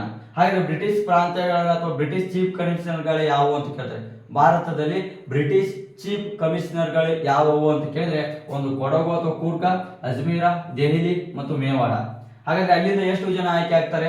4 ಜನ ಆಯ್ಕೆ ಆಗ್ತಾರೆ. ಹಾಗಾದ್ರೆ ಭಾರತದಲ್ಲಿ ಸಂವಿಧಾನ ರಚನಾ ಸಮಿತಿಯಲ್ಲಿ ಆಯ್ಕೆಯಾದಂತ ಅಥವಾ ಭಾಗಿಯಾದಂತ ಕಾಂಗ್ರೆಸ್ ಪಕ್ಷದ ನಾಯಕರು ಅಥವಾ ಸದಸ್ಯರು ಎಷ್ಟಂದ್ರೆ 708 ಜನ. ಅದೇ ರೀತಿ ಸಂವಿಧಾನ ರಚನಾ ಸಮಿತಿಯಲ್ಲಿ ಭಾಗಿಯಾದಂತ ಮುಸ್ಲಿಂ ಲೀಗದ ಸದಸ್ಯರು 73 ಜನ. ಇತರೆ ಪಕ್ಷದಿಂದ 15 ಜನ. ಹಾಗೆ ಸಂವಿಧಾನ ರಚನಾ ಸಮಿತಿಯಲ್ಲಿ ಒಟ್ಟು ಸದಸ್ಯರ ಸಂಖ್ಯೆ ಎಷ್ಟು ಅಂದ್ರೆ 389. ಸಂವಿಧಾನ ರಚನಾ ಸಮಿತಿಯಲ್ಲಿ ಒಟ್ಟು ಸದಸ್ಯರ ಸಂಖ್ಯೆ 389. ಹಾಗಾದ್ರೆ ಸಂವಿಧಾನ ರಚನಾ ಸಮಿತಿಯು ಯಾವ ದಿನಾಂಕದಂದು ಯಾವ ವರ್ಷ ಸ್ಥಾಪನೆ ಆಯ್ತು ಅಂದ್ರೆ 1946 ಜುಲೈ 6ನೇ ತಾರೀಕು. 1946 ಜುಲೈ 6ನೇ ತಾರೀಕು ಸಂವಿಧಾನ ರಚನಾ ಸಮಿತಿಯಲ್ಲಿ ಭಾರತದ ಸಂವಿಧಾನ ರಚನಾ ಸಮಿತಿ ಸಂಪೂರ್ಣವಾಗಿ ಇಲ್ಲಿಗೆ ಸ್ಥಾಪನೆ ಆಗುತ್ತೆ. ಹಾಗೆ ಸಂವಿಧಾನ ರಚನಾ ಸಮಿತಿ ಇಲ್ಲಿಗೆ ಸ್ಥಾಪನೆ ಆಯ್ತು. ಒಂದು ಸ್ಕ್ರೀನ್ ಶಾಟ್ ಆದ್ರೂ ಹೊಡ್ಕೋಬಹುದು ಅಥವಾ ನೀಟಾಗಿ ನೋಟ್ಸ್ ಮಾಡ್ಕೋಬಹುದು. ನೀಟಾಗಿ ನೋಟ್ಸ್ ಮಾಡ್ಕೊಳ್ರಿ, ಓದ್ಲಿಕ್ಕೆ ಈಸಿ ಆಗುತ್ತೆ. ನೀಟಾಗಿ ನೋಟ್ಸ್ ಮಾಡ್ಕೊಂಡ್ರೆ ಇಷ್ಟು ಈಸಿಯಾಗಿ ಅರ್ಥ ಆಗಿದೆ ಅನ್ಕೊಂತೀನಿ. ನೆಕ್ಸ್ಟ್ ಸಂವಿಧಾನ ರಚನಾ ಸಮಿತಿ ಇಲ್ಲಿಗೆ ಸ್ಥಾಪನೆ ಅಂತೂ ಆಯ್ತು. ಹಾಗಾದ್ರೆ ಮುಂದೆ ಏನೇನು ಆಗತ್ತೆ ಅಂತ ಹೇಳಿ ನಾವು ಕಂಟಿನ್ಯೂ ಆಗಿ ನೋಡ್ಕೊಂಬರೋಣ. ಹೌದಾ? ಸಂವಿಧಾನ ರಚನಾ ಸಮಿತಿಯನ್ನ ಸ್ಥಾಪನೆ ಅಂತ ಮಾಡಿದ್ವಿ. ಯಾವಾಗ? 1946 ಜುಲೈ 6ನೇ ತಾರೀಕು ಸಂವಿಧಾನ ರಚನಾ ಸಮಿತಿ ಸ್ಥಾಪನೆ ಆಯ್ತು. ಅದಾದ್ಮೇಲೆ ಸಂವಿಧಾನ ರಚನಾ ಸಮಿತಿ ಸ್ಥಾಪನೆ ಆದ ಮೇಲೆ ಮೊಟ್ಟ ಮೊದಲ ಸಭೆಯನ್ನ ಯಾವಾಗ ಸೇರುತ್ತೆ? ಸಂವಿಧಾನ ರಚನಾ ಸಮಿತಿ ಸ್ಥಾಪನೆ ಆದ್ಮೇಲೆ ಡಿಸೆಂಬರ್ 9 1946. ಡಿಸೆಂಬರ್ 9 1946ರಲ್ಲಿ ಭಾರತದ ಸಂವಿಧಾನ ರಚನಾ ಸಮಿತಿ ಮೊದಲ ಸಭೆಯನ್ನ ಎಲ್ಲಿ ಸೇರುತ್ತೆ? ದೆಹಲಿಯ ಸೆಂಟ್ರಲ್ ಹಾಲ್. ಇದು ಇಂಪಾರ್ಟೆಂಟ್. ಸೆಂಟ್ರಲ್ ಹಾಲ್, ದೆಹಲಿಯ ಸೆಂಟ್ರಲ್ ಹಾಲ್, ದೆಹಲಿಯಲ್ಲಿ ಇರ್ತಕ್ಕಂಥ ಸೆಂಟ್ರಲ್ ಹಾಲ್ ಅಲ್ಲಿ ಪ್ರಥಮ ಸಭೆಯನ್ನ ಸೇರುತ್ತೆ. ಹಾಗಾದ್ರೆ ಇದು ಎಷ್ಟು ಜನ ಭಾಗವಹಿಸಿದ್ರು ಅಂದ್ರೆ ಇದರಲ್ಲಿ ಮೊದಲ ಬಾರಿಗೆ 711 ಜನ ಭಾಗವಹಿಸಿದ್ರು. ಎಷ್ಟು ಗಂಟೆಗೆ ಅಂದ್ರೆ 11 ಗಂಟೆ. ಈಜಿಯಾಗಿ ಹೇಳ್ತೀನಿ 11 ಗಂಟೆ ಇದರಲ್ಲಿ ಭಾಗವಹಿಸಿದ ಸಂಖ್ಯೆ ಇಷ್ಟು ನೋಡಿ. ಭಾರತ ಸಂವಿಧಾನ ರಚನೆ ಆದ ಮೇಲೆ ಭಾರತದ ಸಂವಿಧಾನ ರಚನಾ ಸಮಿತಿಯು ಮೊಟ್ಟ ಮೊದಲ ಬಾರಿಗೆ ಭಾರತದ ಸಂವಿಧಾನ ರಚನಾ ಸಮಿತಿ ಸ್ಥಾಪನೆ ಆದ ಮೇಲೆ ಭಾರತದ ಸಂವಿಧಾನ ರಚನಾ ಸಮಿತಿಯು ಡಿಸೆಂಬರ್ 9 1946ರಲ್ಲಿ ದೆಹಲಿಯಲ್ಲಿರ್ತಕ್ಕಂಥ ಸೆಂಟ್ರಲ್ ಹಾಲ್ ಅಲ್ಲಿ ಒಂದು ಸಭೆಯನ್ನ ಸೇರ್ತಾರೆ. ಅದು ಪ್ರಥಮ ಸಭೆ ಆಗಿರುತ್ತೆ. ಅಲ್ಲಿ ಸೇರಿರ್ತಕ್ಕಂಥ ಸದಸ್ಯರ ಸಂಖ್ಯೆ 211. ನೋಡಿ, ಸಂವಿಧಾನ ರಚನಾ ಸಮಿತಿಯಲ್ಲಿ 389 ಜನ ಇದ್ದಾರೆ. ಬಟ್ ಪ್ರಥಮ ಸಭೆಯಲ್ಲಿ ಸೇರಿದಂತ ಜನಸಂಖ್ಯೆ ಎಷ್ಟಂದ್ರೆ 711. ಪ್ರಥಮ ಸಭೆಯಲ್ಲಿ ಸೇರಿದಂತ ಜನರ ಸದಸ್ಯರ ಸಂಖ್ಯೆ 711. ಎಷ್ಟು ಗಂಟೆಗೆ ಸಭೆ ಸೇರ್ತಾರೆ ಅಂತ ಕೇಳ್ತಾರೆ? 11 ಗಂಟೆಗೆ ಸಭೆ ಸೇರ್ತಾರೆ. ಹಾಗಾಗಿ ಈಗಾದ್ರೆ ಸಂಸತ್ತಿನಲ್ಲಿ ಕಾರ್ಯಕಲಾಪಗಳು ಏನಾದ್ರೂ ನಡೆಯಬೇಕಂದ್ರೆ ಬೆಳಿಗ್ಗೆ 11 ಗಂಟೆಯಿಂದ ಆರಂಭ ಆಗ್ತವೆ. ಯಾವುದ ಕಾರಣಕ್ಕಂದ್ರೆ ಮೊಟ್ಟ ಮೊದಲ ಬಾರಿಗೆ ಸಂವಿಧಾನ ರಚನಾ ಸಮಿತಿ 11 ಗಂಟೆಗೆ ತಮ್ಮ ಸಭೆಯನ್ನ ಆರಂಭ ಮಾಡ್ತಾರೆ. ಅದಕ್ಕೋಸ್ಕರ ಈಗಿರ್ತಕ್ಕಂಥ ಎಲ್ಲ ಸಂವಿಧಾನದ ಅಥವಾ ಸಂಸತ್ತಿನಲ್ಲಿ ಅಥವಾ ವಿಧಾನಸಭೆ ವಿಧಾನ ಪರಿಷತ್ ಅಂತ ಏನಂತೀವಿ ಸಂವಿಧಾನದ ಕಾರ್ಯಕಲಾಪಗಳು 11 ಗಂಟೆಗೆ ಸ್ಟಾರ್ಟ್ ಆಗ್ತವೆ. ಅದು ಯಾವ ಕಾರಣಕ್ಕೆ ಅಂದ್ರೆ ಈ ಕಾರಣಕ್ಕಾಗಿ ಇಲ್ಲಿ ಸ್ಟಾರ್ಟ್ ಡಿಸೆಂಬರ್ 9ನೇ ತಾರೀಕು ಮೊದಲ ಸಭೆಯನ್ನು ಸೇರ್ತಾರೆ. ಮೊದಲ ಸಭೆಯನ್ನ ಸೇರ್ತಾರೆ. ಈ ಸಭೆಯಲ್ಲಿ ಏನ್ ಮಾಡ್ತಾರೆ? ತಾತ್ಕಾಲಿಕ ಅಧ್ಯಕ್ಷರ ಅಂದ್ರೆ ಸಂವಿಧಾನ ರಚನಾ ಸಭೆಗೆ ಒಬ್ರು ಅಧ್ಯಕ್ಷ ಇರಬೇಕು. ಆದ್ರೆ ಯಾರಂತ ಇನ್ನೂ ಗೊತ್ತಿಲ್ಲ. ಈ 1ನೇ ಸಭೆಯಲ್ಲಿ ಒಬ್ಬ ತಾತ್ಕಾಲಿಕ ಅಧ್ಯಕ್ಷರನ್ನ ಮಾಡ್ತಾರೆ. ಅಧ್ಯಕ್ಷರಾದವರು ಡಾಕ್ಟರ್ ಸಚ್ಚಿದಾನಂದ್ ಸಿಂಹ ಅಂತ ಬರ್ತಾರೆ. ಡಾಕ್ಟರ್ ಸಚ್ಚಿದಾನಂದ್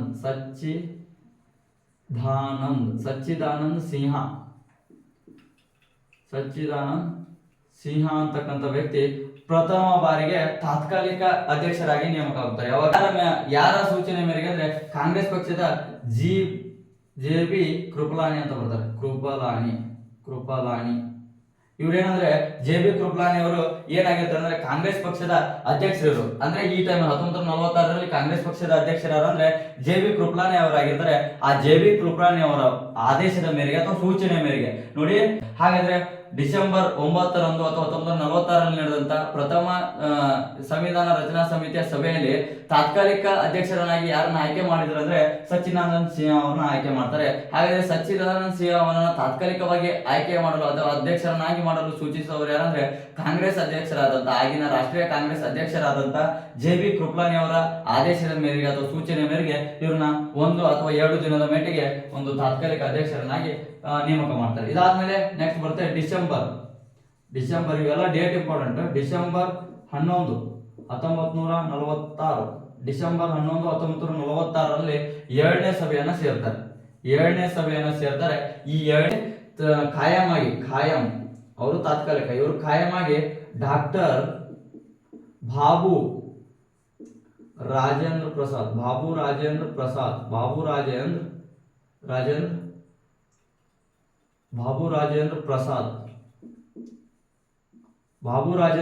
ಅವರನ್ನ ಖಾಯಂ ಅಧ್ಯಕ್ಷರನ್ನಾಗಿ ಮಾಡ್ತಾರೆ. ಹಾಗಾದ್ರೆ ಸಂವಿಧಾನ ರಚನಾ ಸಮಿತಿಯ ಖಾಯಂ ಅಧ್ಯಕ್ಷರು ಬಾಬು ರಾಜೇಂದ್ರ ಪ್ರಸಾದ್, ಸಂವಿಧಾನದ ಅಧ್ಯಕ್ಷರಂದ್ರು ಬಾಬು ರಾಜೇಂದ್ರ ಪ್ರಸಾದ್, ಸಂವಿಧಾನ ರಚನಾ ಸಮಿತಿಯ ಅಧ್ಯಕ್ಷರು ಯಾರಂದ್ರೆ ಬಾಬು ರಾಜೇಂದ್ರ ಪ್ರಸಾದ್, ಸಂವಿಧಾನದ ರಚನಾ ಸಮಿತಿಯ ತಾತ್ಕಾಲಿಕ ಅಧ್ಯಕ್ಷರು ಯಾರಂದ್ರೆ ಡಾಕ್ಟರ್ ಸಚ್ಚಿದಾನಂದ ಸಿನ್ಹಾ ಅಂತ ಹೇಳಬೇಕಾಗುತ್ತೆ. ಹಾಗಾದ್ರೆ ಡಾಕ್ಟರ್ ಬಾಬು ರಾಜೇಂದ್ರ ಪ್ರಸಾದ್ ಅವನ್ನ ಮಾಡ್ತಾರೆ. ಇವಕ್ಕೆ ಉಪಾಧ್ಯಕ್ಷರು ಅಂದ್ರೆ ಅಧ್ಯಕ್ಷರು ಡಾಕ್ಟರ್ ಬಾಬು ರಾಜೇಂದ್ರ ಪ್ರಸಾದ್, ಉಪಾಧ್ಯಕ್ಷರಾಗಿ ಟಿ ಕೃಷ್ಣಮೂರ್ತಿ ಅಂತ ಬರ್ತಾರೆ. ಟಿ ಕೃಷ್ಣಮೂರ್ತಿ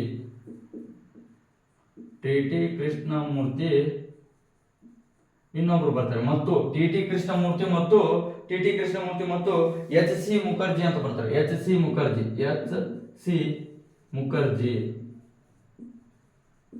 ಟಿ ಕೃಷ್ಣಮೂರ್ತಿ ಮತ್ತು ಎಚ್ ಸಿ ಮುಖರ್ಜಿ ಅಂತಕ್ಕಂಥ ಇಬ್ಬರು ವ್ಯಕ್ತಿಗಳು ಸಂವಿಧಾನ ರಚನಾ ಸಮಿತಿಯ ಉಪಾಧ್ಯಕ್ಷರಾಗಿ ಆಯ್ಕೆ ಆಗ್ತಾರೆ. ನೋಡಿ, ಡಿಸೆಂಬರ್ 11 1946ರಲ್ಲಿ 2ನೇ ಸಭೆಯನ್ನ ಸೆಂಟ್ರಲ್ ಹಾಲ್ ನಲ್ಲಿ ಸೇರ್ತಾರೆ.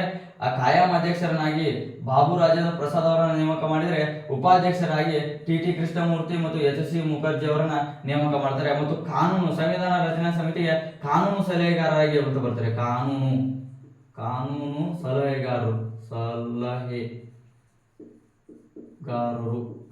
ಸಲಹೆಗಾರರಾಗಿ BN ರಾವ್ ಅಂತ ಬರ್ತಾರೆ. ಅಲ್ಲಿ MN ರಾವ್, ಇಲ್ಲಿ BN ರಾವ್, ಕನ್ಫ್ಯೂಸ್ ಆಗಬೇಡಿ. ನೋಡಿ, ಇವರ ಪೂರ್ಣ ಹೆಸರು ಬೆನಗಲ್ ನರಸಿಂಹರಾವ್ ಅಂತ. ಬೆನಗಲ್ ನರಸಿಂಹರಾವ್ ಅವರು MN ರಾವ್, ಮನಬೇಂದ್ರನಾಥ್ ರಾವ್ ಅಂತ. ಇವರು ಬೆನಗಲ್ ನರಸಿಂಹರಾವ್. ನೋಡಿ, ಸಂವಿಧಾನ ರಚನಾ ಸಮಿತಿಯ ಬಗ್ಗೆ ಬ್ರಿಟಿಷರಿಗೆ ಅಥವಾ ಬ್ರಿಟಿಷ್ ಸರ್ಕಾರಕ್ಕೆ ಮೊದಲ ಬಾರಿಗೆ ಸಂವಿಧಾನ ರಚನೆ ಮಾಡ್ಕೊಳ್ಳಲಿಕ್ಕೆ ಒಂದು ಅವಕಾಶ ಕೊಡ್ರಿ, ಸಂವಿಧಾನ ರಚನಾ ಸಮಿತಿಗೆ ಒಂದು ಅವಕಾಶ ಕೊಡ್ರಿ ಅಂತ ಕೇಳಿದವರು MN ರಾವ್. ಆದ್ರೆ ಸಂವಿಧಾನ ರಚನಾ ಸಮಿತಿಗೆ ಕಾನೂನು ಸಲಹೆಗಾರಾಗಿ BN ರಾವ್ ಅವರು ನೇಮಕವಾಗ್ತಾರೆ. ಬೆನಗಲ್ ನರಸಿಂಹರಾವ್ ಇವರು ಕರ್ನಾಟಕದವರು. ಯಾರು? ನಮ್ಮ ಕರ್ನಾಟಕ, ನಿಮ್ಮ ಅಚ್ಚುಮೆಚ್ಚಿನ ಕರ್ನಾಟಕದವರು. ಯಾರು? ನಮ್ಮ ಕರ್ನಾಟಕದವರು. ನೆನಪಿಟ್ಕೋಬೇಕಾಗತ್ತೆ. ಕಾನೂನು ಸಲಹೆಗಾರರಾಗಿ ಅಂದ ತಕ್ಷಣ, ಕಾನೂನು ಅಂದ ತಕ್ಷಣ ನಮ್ಗೆ ಯಾರು ನೆನಪಿಗೆ ಬರ್ತಾರೆ? ಡಾಕ್ಟರ್ BR ಅಂಬೇಡ್ಕರ್ ಅಂತ ಬರ್ತಾರೆ. ನಾವು ಸಂವಿಧಾನ ರಚನಾ ಸಮಿತಿಯ ಕಾನೂನು ಸಲಹೆಗಾರರ ಅಂದ ತಕ್ಷಣ ಡಾಕ್ಟರ್ BR ಅಂಬೇಡ್ಕರ್ ಹಾಕಿಬಿಡ್ತೀವಿ. ಅವಾಗ ಅದು ತಪ್ಪಾಗುವಂತ ಸಾಧ್ಯತೆ ಇರುತ್ತೆ. ಸಾಧ್ಯತೆ ಅಲ್ಲ, ತಪ್ಪಾಗುತ್ತೆ. ಅದಕ್ಕೋಸ್ಕರ ಕಾನೂನು ಸಲಹೆಗಾರರಾಗಿ ಆಯ್ಕೆಯಾದಂತವರು BN ರಾವ್ ಆಗ್ತಾರೆ, ಬೆನಗಲ್ ನರಸಿಂಹರಾವ್ ಅಂತ ಹೇಳಿ. ಹಾಗಾದ್ರೆ ಸಂವಿಧಾನ ರಚನಾ ಸಮಿತಿಯ ಬಗ್ಗೆ ಅಥವಾ ಸಮಿತಿಯನ್ನ ರಚನೆ ಮಾಡಲಿಕ್ಕೆ ಅವಕಾಶ ಕೇಳಿದವರು MN ರಾವ್. ಸಂವಿಧಾನ ರಚನಾ ಸಮಿತಿಗೆ ಅವಕಾಶ ಕೇಳಿದರು MN ರಾವ್. ಸಂವಿಧಾನ ರಚನಾ ಸಮಿತಿಯ ಕಾನೂನು ಸಲಹೆಗಾರರಾಗಿ ಬೆನಗಲ್ ನರಸಿಂಹರಾವ್ ಅಂದ್ರೆ BN ರಾವ್.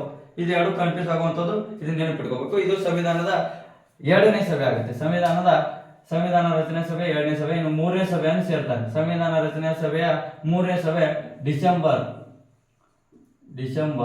13 1946. ನೋಡಿ, ಇವೆರಡು ಎಲ್ಲ ಡೇಟ್ ನೋಡಿ. December 9 1946 1, December 11 1946 2, December 13 1946 3.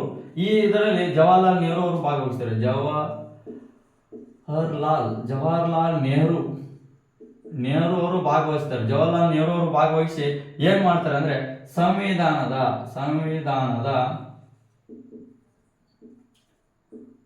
ಧ್ಯೇಯಗಳ ನಿರ್ಣಯವನ್ನು ಮಂಡಿಸ್ತಾರೆ. ನಿರ್ಣಯಗಳನ್ನ ಮಂಡಿಸ್ತಾನೆ, ಮಂಡನೆ. ತನ್ನ ರಚನಾ ಸಮಿತಿಯಲ್ಲಿ 3ನೇ ಸಭೆಯಲ್ಲಿ ಭಾಗವಹಿಸಿದಂತ ಜವಾಹರ್ಲಾಲ್ ನೆಹರು ಸಂವಿಧಾನದ ಧ್ಯೇಯಗಳ ನಿರ್ಣಯನ ಮಂಡಿಸ್ತಾರೆ. ಒಂದು ಕ್ವಶನ್, 2 ಕ್ವಶನ್ ಬರುತ್ತೆ. ಸಂವಿಧಾನ ರಚನಾ ಸಮಿತಿಯು ತನ್ನ 3ನೇ ಸಭೆಯನ್ನ ಎಷ್ಟರಲ್ಲಿ ಸೇರಿತ್ತು ಅಂದ್ರೆ ಡಿಸೆಂಬರ್ 13, 1946ರಲ್ಲಿ ಸೇರುತ್ತೆ. ಹಾಗೆ ಸಂವಿಧಾನ ರಚನಾ ಸಮಿತಿ ಅಥವಾ ಸಂವಿಧಾನದ ಧ್ಯೇಯಗಳನ್ನ ಮಂಡಿಸಿದವರು ಯಾರಂದ್ರೆ ಜವಾಹರ್ಲಾಲ್ ನೆಹರು. ಸಂವಿಧಾನದ ಧ್ಯೇಯಗಳ ನಿರ್ಣಯಗಳನ್ನ ಮಂಡಿಸಿದವರು ಯಾರಂದ್ರೆ ಜವಾಹರ್ಲಾಲ್ ನೆಹರು. ಯಾವ ರಚನಾ ಸಭೆಯಲ್ಲಿ ಮಂಡಿಸಿದರು ಅಂದ್ರೆ 3ನೇ ಸಂವಿಧಾನ ರಚನಾ ಸಭೆಯಲ್ಲಿ ಮಂಡಿಸಿದರು. ಹಾಗಿದ್ರೆ ಜವಾಹರ್ಲಾಲ್ ನೆಹರು ಯಾವ ಸಭೆಯಲ್ಲಿ ಭಾಗವಹಿಸಿದರು ಅಂದ್ರೆ ಮೊದಲ ಬಾರಿಗೆ 3ನೇ ಸಂವಿಧಾನ ರಚನಾ ಸಭೆಯಲ್ಲಿ ಭಾಗವಹಿಸಿರ್ತಾರೆ. ಇಷ್ಟು 3 ಸಭೆಗಳು ಆದವು. ಇಲ್ಲಿಗೆ ಕಂಪ್ಲೀಟ್ ಆಯ್ತು, ಹೌದಾ? ಇಷ್ಟು ಸಭೆಗಳಾದ್ಮೇಲೆ ಇಲ್ಲಿ ಇನ್ನೊಂದು ಬರುತ್ತೆ, ಆಗಸ್ಟ್ 1947 ಬರುತ್ತೆ. ಆಗಸ್ಟ್ 15 ಇಲ್ಲಿ ಸ್ವತಂತ್ರ ಆಗುತ್ತೆ ನೋಡಿ. ಇಲ್ಲಿ ಡಿಸೆಂಬರ್ ಆಗುತ್ತಲ್ಲ. ನೆಕ್ಸ್ಟ್ 1947 ಆಗಸ್ಟ್ 15 1947 ಆಗಸ್ಟ್ ಏನಾಗುತ್ತೆ, ನಮ್ಮ ದೇಶ ಸ್ವತಂತ್ರ ಆಗುತ್ತೆ. ಆಗಸ್ಟ್ 15 ನಮ್ಮ ದೇಶ ಸ್ವತಂತ್ರ ಆಗುತ್ತೆ. ಹಾಗಾದ್ರೆ ನಡ್ವರ್ಕ್ ಏನು ಮಾಡಲಿಲ್ಲ ಅಂದ್ರೆ ಮಾಡ್ಯಾರ, ಬಟ್ ಅದು ಬೇಕಾಗಿಲ್ಲ. ಸಂವಿಧಾನ ಯಾವ ರೀತಿ ರಚನೆ ಆಯ್ತು ಅನ್ನೋದು ನಮ್ಗೆ ಇಂಪಾರ್ಟೆಂಟ್ ಆಗಿರುತ್ತೆ. 1947 ಆಗಸ್ಟ್ 15ಕ್ಕೆ ಸ್ವಾತಂತ್ರ್ಯ ಸಿಗುತ್ತೆ. ನಮಗೆ ಸ್ವಾತಂತ್ರ್ಯ ಸಿಗುತ್ತೆ. ಇದಾದ್ಮೇಲೆ ಪಾಕಿಸ್ತಾನ ಡಿವೈಡ್ ಆಗುತ್ತೆ. 14ನೇ ತಾರೀಕಿಗೆ ಪಾಕಿಸ್ತಾನ ಡಿವೈಡ್ ಆಗುತ್ತೆ. 15ಕ್ಕೆ ನಮ್ಗೆ ಸ್ವಾತಂತ್ರ್ಯ ಸಿಗುತ್ತೆ. ಆವಾಗ ಏನ್ ಮಾಡ್ತಾರೆ, ಸಂವಿಧಾನ ರಚನಾ ಸಮಿತಿಯಲ್ಲಿ ಉಳಿದಂತ ವ್ಯಕ್ತಿಗಳು 799 ನೋಡಿ. ಸಂವಿಧಾನ ರಚನಾ ಸಮಿತಿಯಲ್ಲಿ ಇರ್ತಕ್ಕಂಥ ಸದಸ್ಯರ ಸಂಖ್ಯೆ ಅಂದ್ರೆ 389. ಸಂವಿಧಾನ ರಚನಾ ಸಮಿತಿಯಲ್ಲಿ ಇರ್ತಕ್ಕಂಥ ಸದಸ್ಯರ ಸಂಖ್ಯೆ 389. ಆದ್ರೆ ಸ್ವತಂತ್ರ ಭಾರತದಲ್ಲಿ ಸಂವಿಧಾನ ರಚನಾ ಸಮಿತಿಯ ಸದಸ್ಯರ ಸಂಖ್ಯೆ 799 ಜನ. ಅಂದ್ರೆ ಉಳಿದಂತವ್ರು ಅವರು ಮುಸ್ಲಿಂ ಲೀಗ್ ನಿಂದ ಇದ್ರು, ಹಂಗಾಗಿ ಪಕ್ಷ ಬೇರೆ ಆಯ್ತು. ಮತ್ತೆ ಅವರಿಗೆ ದೇಶವನ್ನ ವಿಭಜನೆ ಮಾಡಿ ಕೊಟ್ಟಿಂದ ಪಾಕಿಸ್ತಾನಕ್ಕೆ ಹೋದ್ರು, ಹಂಗಾಗಿ ಜನಸಂಖ್ಯೆ ಕಡಿಮೆ ಆಯ್ತು. ಸಂವಿಧಾನ ರಚನಾ ಸಮಿತಿಯಲ್ಲಿ 799 ಜನ ಈ ಉಳ್ಕೊಂತಾರೆ. ಈ 799 ಜನ ಸಂವಿಧಾನ ರಚನಾ ಸಮಿತಿಯನ್ನ ಸ್ಥಾಪನೆ ಮಾಡ್ಲಿಕ್ಕೆ ಸ್ಟಾರ್ಟ್ ಮಾಡ್ತಾರೆ. ಹಾಗಾದ್ರೆ ಈ ಸಂವಿಧಾನ ರಚನಾ ಸಮಿತಿಯಲ್ಲಿ ಭಾಗವಹಿಸಿದಂತ ಒಟ್ಟು ಮಹಿಳೆಯರ ಸಂಖ್ಯೆ 15. ಸಂವಿಧಾನ ರಚನಾ ಸಮಿತಿಯಲ್ಲಿ ಭಾಗವಹಿಸಿದಂತ ಒಟ್ಟು ಮಹಿಳೆಯರ ಸಂಖ್ಯೆ 15. ಇದರಲ್ಲಿ ಮುಸ್ಲಿಂ ಮಹಿಳೆ ಬರ್ತಾರೆ. ಮುಸ್ಲಿಂ ಇರ್ತಕ್ಕಂಥ ಒಬ್ಬ ಏಕೈಕ ಮಹಿಳೆ ಯಾರಂದ್ರೆ ಕುದುಸುದಿಯ ಅಜುಲಾ ರಸೂಲಾ ಅಂತ. ಕುದುಸುದಿಯ ಅಜುಲಾ ರಸೂಲಾ ಅಂತೇಳಿ ಇವರು ಏಕೈಕ ಮುಸ್ಲಿಂ ಮಹಿಳೆ ಆಗಿರ್ತಾರೆ. ಭಾರತದ ಸಂವಿಧಾನ ರಚನೆಯಲ್ಲಿ ಭಾಗವಹಿಸಿದಂತ ಏಕೈಕ ಮುಸ್ಲಿಂ ಮಹಿಳೆ ಅಂದ್ರೆ ಕುದುಸಿದಿಯ ಅಜುಲಾ ರಸೂಲಾ ಅಂತಕ್ಕಂಥ ಏಕೈಕ ಮಹಿಳೆ ಆಗಿರ್ತಾಳೆ. ಇಷ್ಟು ಭಾರತದ ಸಂವಿಧಾನ ರಚನೆ ಆಯ್ತು. ಭಾರತದ ಸಂವಿಧಾನ ರಚನೆ ಆಗಿಲ್ಲ, ಭಾರತದ ಸಂವಿಧಾನ ರಚನಾ ಸಮಿತಿ ರಚನೆ ಆಯ್ತು. ಭಾರತದ ಸಂವಿಧಾನ ರಚನಾ ಸಮಿತಿ 1ನೇ ಸಭೆಯನ್ನು ಸೇರುತ್ತೆ, 2ನೇ ಸಭೆ, 3ನೇ ಸಭೆಯನ್ನು ಸೇರುತ್ತೆ. ಜೊತೆಗೆ ಸ್ವತಂತ್ರನೂ ಕೂಡ ಆಗುತ್ತೆ. ಸ್ವತಂತ್ರ ಭಾರತದ ನಂತರ ಭಾರತದ ಸಂವಿಧಾನ ರಚನಾ ಸಮಿತಿಯಲ್ಲಿ 799 ಜನ ಉಳಿತಾರೆ. ನೆಕ್ಸ್ಟ್ ನೋಡೋಣ ಏನೇನಾಗುತ್ತೆ ಅಂತೇಳಿ. ಯಾರಾದ್ರೂ ಸ್ಕ್ರೀನ್ ಶಾಟ್ ಹೊಡ್ಕೊಂತಿದ್ರೆ ಸ್ಕ್ರೀನ್ ಶಾಟ್ ಹೊಡ್ಕೊಳ್ಳಿ ಮತ್ತು ನೋಟ್ಸ್ ಮಾಡ್ಕೊಳ್ಳಿ ನೀಟಾಗಿ, ಹೌದಾ? ಇನ್ನೊಂದು ನನ್ನ ಟೆಲಿಗ್ರಾಮ್ ಚಾನಲ್ ಇದೆ, ಲಿಂಕ್ ನಾನು ಡಿಸ್ಕ್ರಿಪ್ಷನ್ ಅಲ್ಲಿ ಹಾಕಿರ್ತೀನಿ. ಆ ಟೆಲಿಗ್ರಾಮ್ ಚಾನಲ್ ಆದಷ್ಟು ನೋಟ್ಸ್ ನ ಶೇರ್ ಮಾಡೋದಕ್ಕೆ ನಾನು ಪ್ರಯತ್ನ ಮಾಡ್ತೀನಿ. ನನ್ನ ಹತ್ರ ಇರ್ತಕ್ಕಂಥ ನೋಟ್ಸ್ ನ ಶೇರ್ ಮಾಡೋದಕ್ಕೆ ನನ್ನ ಟೆಲಿಗ್ರಾಮ್ ಚಾನಲ್ಗೆ ಲಿಂಕ್ ನ ಶೇರ್ ಮಾಡ್ತೀನಿ. ಡಿಸ್ಕ್ರಿಪ್ಷನ್ ಅಲ್ಲಿ ಲಿಂಕ್ ನ ಹಾಕಿರ್ತೀನಿ. ಈ ವಿಡಿಯೋ ಮುಗಿದ್ಮೇಲೆ, ಈ ಕ್ಲಾಸ್ ಮುಗಿದ್ಮೇಲೆ ಡಿಸ್ಕ್ರಿಪ್ಷನ್ ಅಲ್ಲಿ ಲಿಂಕ್ ನ ಹಾಕಿರ್ತೀನಿ. ನನ್ನ ಟೆಲಿಗ್ರಾಮ್ ಚಾನಲ್ಗೆ ನೀವು ಜಾಯ್ನ್ ಆಗಿ ಅದರಲ್ಲಿ ನೋಟ್ಸ್ ಕೊಡುವಂತ ಕೆಲಸ ಕೂಡ ನಾನು ಮಾಡ್ತಾ ಇರ್ತೀನಿ. ಇದರಲ್ಲಿ ಟೋಟಲ್ ಆಗಿ 15 ಜನ ಮಹಿಳೆಯರು ಇರ್ತಾರೆ. ಅದಾದ್ಮೇಲೆ ರಚನಾ ಸಮಿತಿ ಅಂತ ಸ್ಥಾಪನೆ ಆಯ್ತು, 2-3 ಸಭೆಯನ್ನ ಸೇರ್ತು ಮತ್ತು ಇದರಲ್ಲಿ 799 ಜನ ಉಳ್ಕೊಂಡ್ರು. ಹಾಗಾದ್ರೆ ಸಂವಿಧಾನ ರಚನಾ ಸಮಿತಿಯಲ್ಲಿ ಒಟ್ಟು 22 ಸಮಿತಿಗಳು ಇರ್ತವೆ. 22 ಸಮಿತಿಗಳು ಹಾಗೂ 22 ಸಮಿತಿ ಮೂಲಭೂತ ಹಕ್ಕುಗಳನ್ನ ತೀರ್ಮಾನ ಮಾಡಲು 22 ಸಮಿತಿ ಮತ್ತು 5 ಉಪಸಮಿತಿ 22 ಸಮಿತಿಗಳು ಮತ್ತು 5 ಉಪಸಮಿತಿಗಳು ಇರ್ತವೆ. ಒಟ್ಟು 22 ಸಮಿತಿಗಳು, 5 ಉಪಸಮಿತಿಗಳು. ಏನಂದ್ರೆ ಮೂಲಭೂತ ಹಕ್ಕುಗಳ ಅಧ್ಯಯನ ಮಾಡಕ್ ಇರ್ತವೆ. ಅಂದ್ರೆ ಮೂಲಭೂತ ಹಕ್ಕುಗಳನ್ನ ಅಧ್ಯಯನ ಮಾಡ್ಲಿಕ್ಕೆ 22 ಸಮಿತಿ ಮತ್ತು 5 ಉಪಸಮಿತಿಗಳು ಬರ್ತವೆ. ಆ 22 ಸಮಿತಿಗಳಲ್ಲಿ ಕೆಲವೊಂದಿಷ್ಟು ಮುಖ್ಯವಾದ ಸಮಿತಿಗಳಿವೆ. ಅದನ್ನ ನಾನು ಟೆಲಿಗ್ರಾಮ್ ಚಾನಲ್ ಹೇಳಿದ್ನಲ್ಲ, ಡಿಸ್ಕ್ರಿಪ್ಷನ್ ಅಲ್ಲಿ ಲಿಂಕ್ ನ ಕೊಟ್ಟಿರ್ತೀನಿ. ಆ ಟೆಲಿಗ್ರಾಮ್ಗೆ ಜಾಯ್ನ್ ಆಗಿ ಅಲ್ಲಿ ನಾನು ಅವನ್ನ ನೀಟಾಗಿ ಪಟ್ಟಿ ಮಾಡಿ ನಿಮ್ಗೆ ನೋಟ್ಸ್ ಹಾಕಿರ್ತೀನಿ. ಅಂದ್ರೆ ಆ 22 ಸಮಿತಿಗಳು ಯಾವುವು, ಅದರ ಅಧ್ಯಕ್ಷರು ಯಾವ ಅನ್ನೋದು ಕೂಡ ಇಂಪಾರ್ಟೆಂಟ್ ಆಗಿರುತ್ತೆ. ಅದನ್ನ ನಾನು ಟೆಲಿಗ್ರಾಮ್ ಅಲ್ಲಿ ನಿಮಗೆ ಸೆಂಡ್ ಮಾಡ್ತೀನಿ. ದಯವಿಟ್ಟು ಟೆಲಿಗ್ರಾಮ್ ಜಾಯ್ನ್ ಆಗಿ. ಮತ್ತು ಇದು ಒಂದೇ ಸಬ್ಜೆಕ್ಟ್ ಅಲ್ಲ, ಬೇರೆ ಸಬ್ಜೆಕ್ಟ್ ಕೂಡ ನೋಟ್ಸ್ ಕೂಡ ಅಲ್ಲಿ ಹಾಕ್ತಾ ಇರ್ತೀನಿ. ಅದಕ್ಕೋಸ್ಕರ ಟೆಲಿಗ್ರಾಮ್ ಜಾಯ್ನ್ ಆಗಿ, ಹೆಚ್ಚು ಮಾಹಿತಿ ಸಿಗುತ್ತೆ. ಈ 27 ಸಮಿತಿಗಳ ಅದರಲ್ಲಿ ಮುಖ್ಯವಾಗಿರ್ತಕ್ಕಂಥ ಒಂದು 10-13 ಸಮಿತಿಗಳ ಅಧ್ಯಕ್ಷರು ಮತ್ತೆ ಆ ಯಾವ ಸಮಿತಿ ಅನ್ನೋದನ್ನ ನಾನು ಟೆಲಿಗ್ರಾಮ್ ಚಾನಲ್ ಅಲ್ಲಿ ಹಾಕ್ತಿರ್ತೀನಿ. ಜೊತೆಗೆ ಇದರಲ್ಲಿ 5 ಉಪ ಸಮಿತಿಗಳು ಬರ್ತವೆ. ಯಾಕಂದ್ರೆ ವಿಡಿಯೋ ಲೆಂತ್ ಆಗುತ್ತೆ, ಕ್ಲಾಸ್ ಲೆಂತ್ ಆಗುತ್ತೆ ಅಂತ ಒಂದೇ ಉದ್ದೇಶ ಅಷ್ಟೇ. ಅದರಲ್ಲಿ ಏನಿಲ್ಲ, ಸಿಂಪಲ್ ಇರುತ್ತೆ. ಸಮಿತಿ ಯಾವ ಅಧ್ಯಕ್ಷ ಅನ್ನೋದು ಮಾತ್ರ ನೋಡ್ಕೊಂಡ್ಬಿಟ್ರೆ ಮುಗಿತು. ಇದರಲ್ಲಿ ಒಂದು ಇಂಪಾರ್ಟೆಂಟ್ ಆಗಿರುವಂತದ್ದು ಕರಡು ಸಮಿತಿ ಅಂತ ಬರುತ್ತೆ. ಕರಡು ಸಮಿತಿ ಇಂಪಾರ್ಟೆಂಟ್ ಸಮಿತಿ ಡಾಕ್ಟರ್ BR ಅಂಬೇಡ್ಕರ್.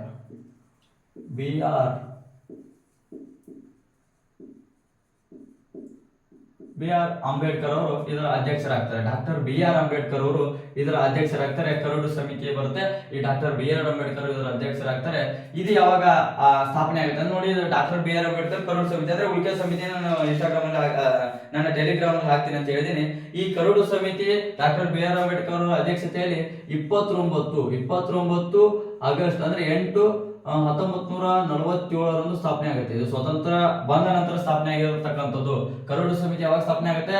29/8/1947 ಕರಡು ಸಮಿತಿ ಸ್ಥಾಪನೆ ಆಗುತ್ತೆ. ಕರಡು ಸಮಿತಿ ಅಧ್ಯಕ್ಷರಾಗಿ ಡಾಕ್ಟರ್ BR ಅಂಬೇಡ್ಕರ್ ಅವರು ನೇಮಕವಾಗ್ತಾರೆ. ಈ ಸಮಿತಿ 7 ಜನ ಸದಸ್ಯರನ್ನ ಒಳಗೊಂಡಿರುತ್ತೆ. 7 ಜನ ಸದಸ್ಯರನ್ನ ಒಳಗೊಂಡಿರುತ್ತೆ. ಒಂದು ಕ್ವಶನ್ ಕೇಳ್ತಾರೆ, ಕರಡು ಸಮಿತಿಯಲ್ಲಿ ಇರತಕ್ಕಂಥ ಸದಸ್ಯರ ಸಂಖ್ಯೆ ಎಷ್ಟಂದ್ರೆ 7 ಜನ. ಹಾಗಾಗಿ ಕರಡು ಸಮಿತಿ ಸ್ಥಾಪನೆ ಆದಂತ ದಿನಾಂಕ ಅಥವಾ ಸ್ಥಾಪನೆ ಆದಂತ ವರ್ಷ ಯಾವ್ದಂದ್ರೆ 29/8/1947 ಈ ಕರಡು ಸಮಿತಿ ಸ್ಥಾಪನೆ ಆಗುತ್ತೆ. ಈ ಕರಡು ಸಮಿತಿಯಲ್ಲಿ ಒಟ್ಟು 7 ಜನ ಸದಸ್ಯರು ಇರ್ತಾರೆ. ಅದರಲ್ಲಿ ಅಂಬೇಡ್ಕರ್ ಅಂತಕ್ಕಂಥವ್ರು ಅಧ್ಯಕ್ಷರಾಗಿರ್ತಾರೆ. ಇನ್ನೊಬ್ರು ಬರ್ತಾರೆ ಅಲ್ಲಾಡಿ ಕೃಷ್ಣಸ್ವಾಮಿ ಅಯ್ಯಂಗಾರ್ ಅಂತ. ಅಲ್ಲಾಡಿ ಕೃಷ್ಣಸ್ವಾಮಿ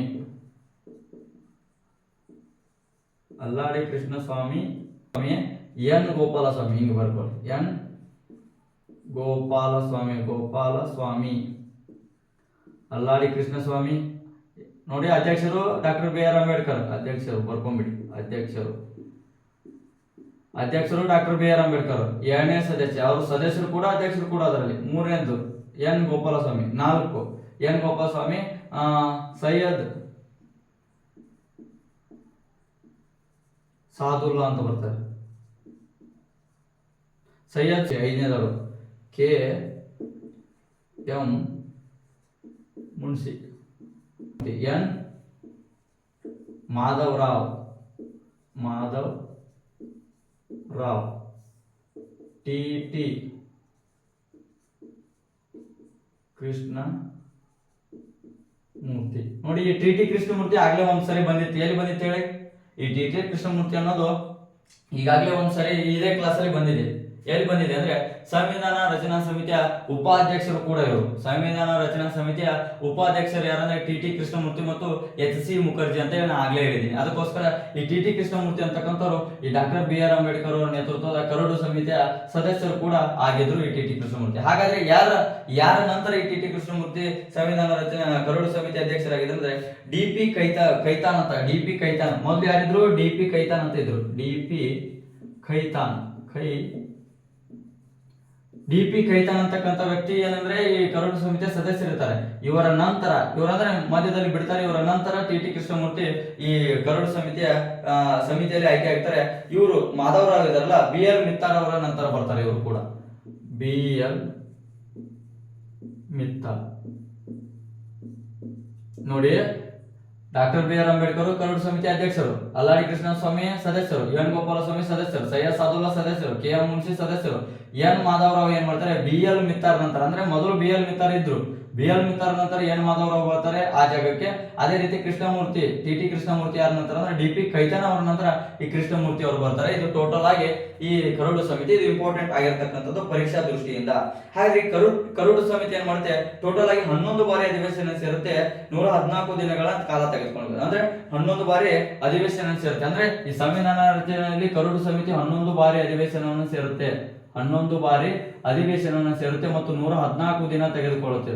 114 ದಿನ ಅಂದ್ರೆ ಕರಡು ಸಮಿತಿ ಅನ್ನೋದು ಸಂವಿಧಾನದ ಕರಡನ್ನ ರಚನೆ ಮಾಡಲಿಕ್ಕೆ 114 ದಿನ ತೆಗೆದುಕೊಳ್ಳುತ್ತೆ ಮತ್ತು 11 ಬಾರಿ ಅಧಿವೇಶನವನ್ನ ಸೇರುತ್ತೆ. 11 ಬಾರಿ ಅಧಿವೇಶನವನ್ನ ಸೇರಿ ಕರಡು ಸಂವಿಧಾನ ರಚನೆ ಮಾಡಲಿಕ್ಕೆ ಕರಡು ಸಮಿತಿ 11 ಬಾರಿ ಅಧಿವೇಶನ ಸೇರುತ್ತೆ.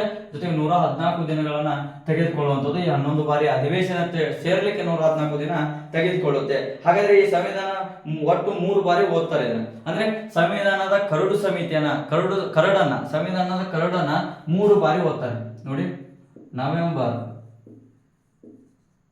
14 1948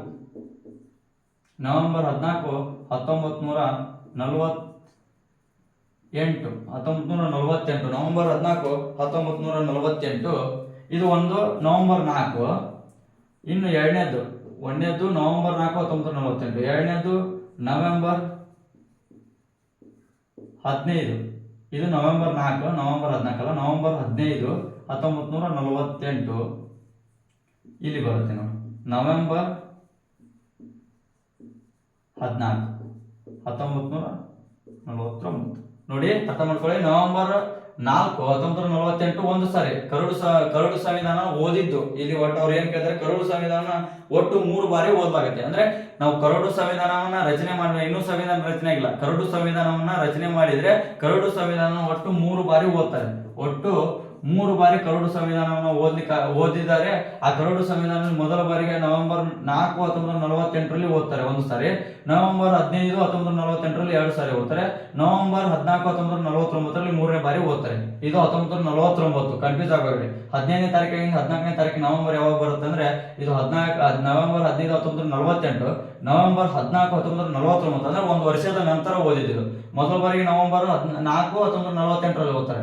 ಅದೇ ತಿಂಗಳು 1948 ನವೆಂಬರ್ 15ನೇ ತಾರೀಕು ಅಂದ್ರೆ 4ನೇ ತಾರೀಕು ಓದಿಂದ 15ನೇ ತಾರೀಕು ಓದ್ತಾರೆ. ಅದಾದ್ಮೇಲೆ ನವೆಂಬರ್ 14 1949 3ನೇ ಬಾರಿ ಓದ್ತಾರೆ. ಎಷ್ಟು ದಿನ ಅಂದ್ರೆ 3 ಬಾರಿ ಕರಡು ಸಂವಿಧಾನ ಓದ್ತಾರೆ. ಟೋಟಲ್ ಆಗಿ 3 ಬಾರಿ ಓದಿದ ನಂತರ ಭಾರತದ ಸಂಸತ್ತು ಈ ಕರಡು ಸಂವಿಧಾನ ಏನ್ ಮಾಡ್ತಾರೆ, 26/11/1949 ಅಂಗೀಕರಿಸುತ್ತೆ. 26/11/1949 ನೋಡಿ, ಮೊದಲ ಬಾರಿಗೆ ಇಷ್ಟೆಲ್ಲ ಸಂವಿಧಾನ 11 ಬಾರಿ ಅಧಿವೇಶನ ಸೇರುತ್ತೆ, 114 ದಿನ ಅಂತ ತಗೊಂಡು ನವೆಂಬರ್ 4ನೇ ತಾರೀಕಿಗೆ ಒಮ್ಮೆ ಓದ್ತಾರ.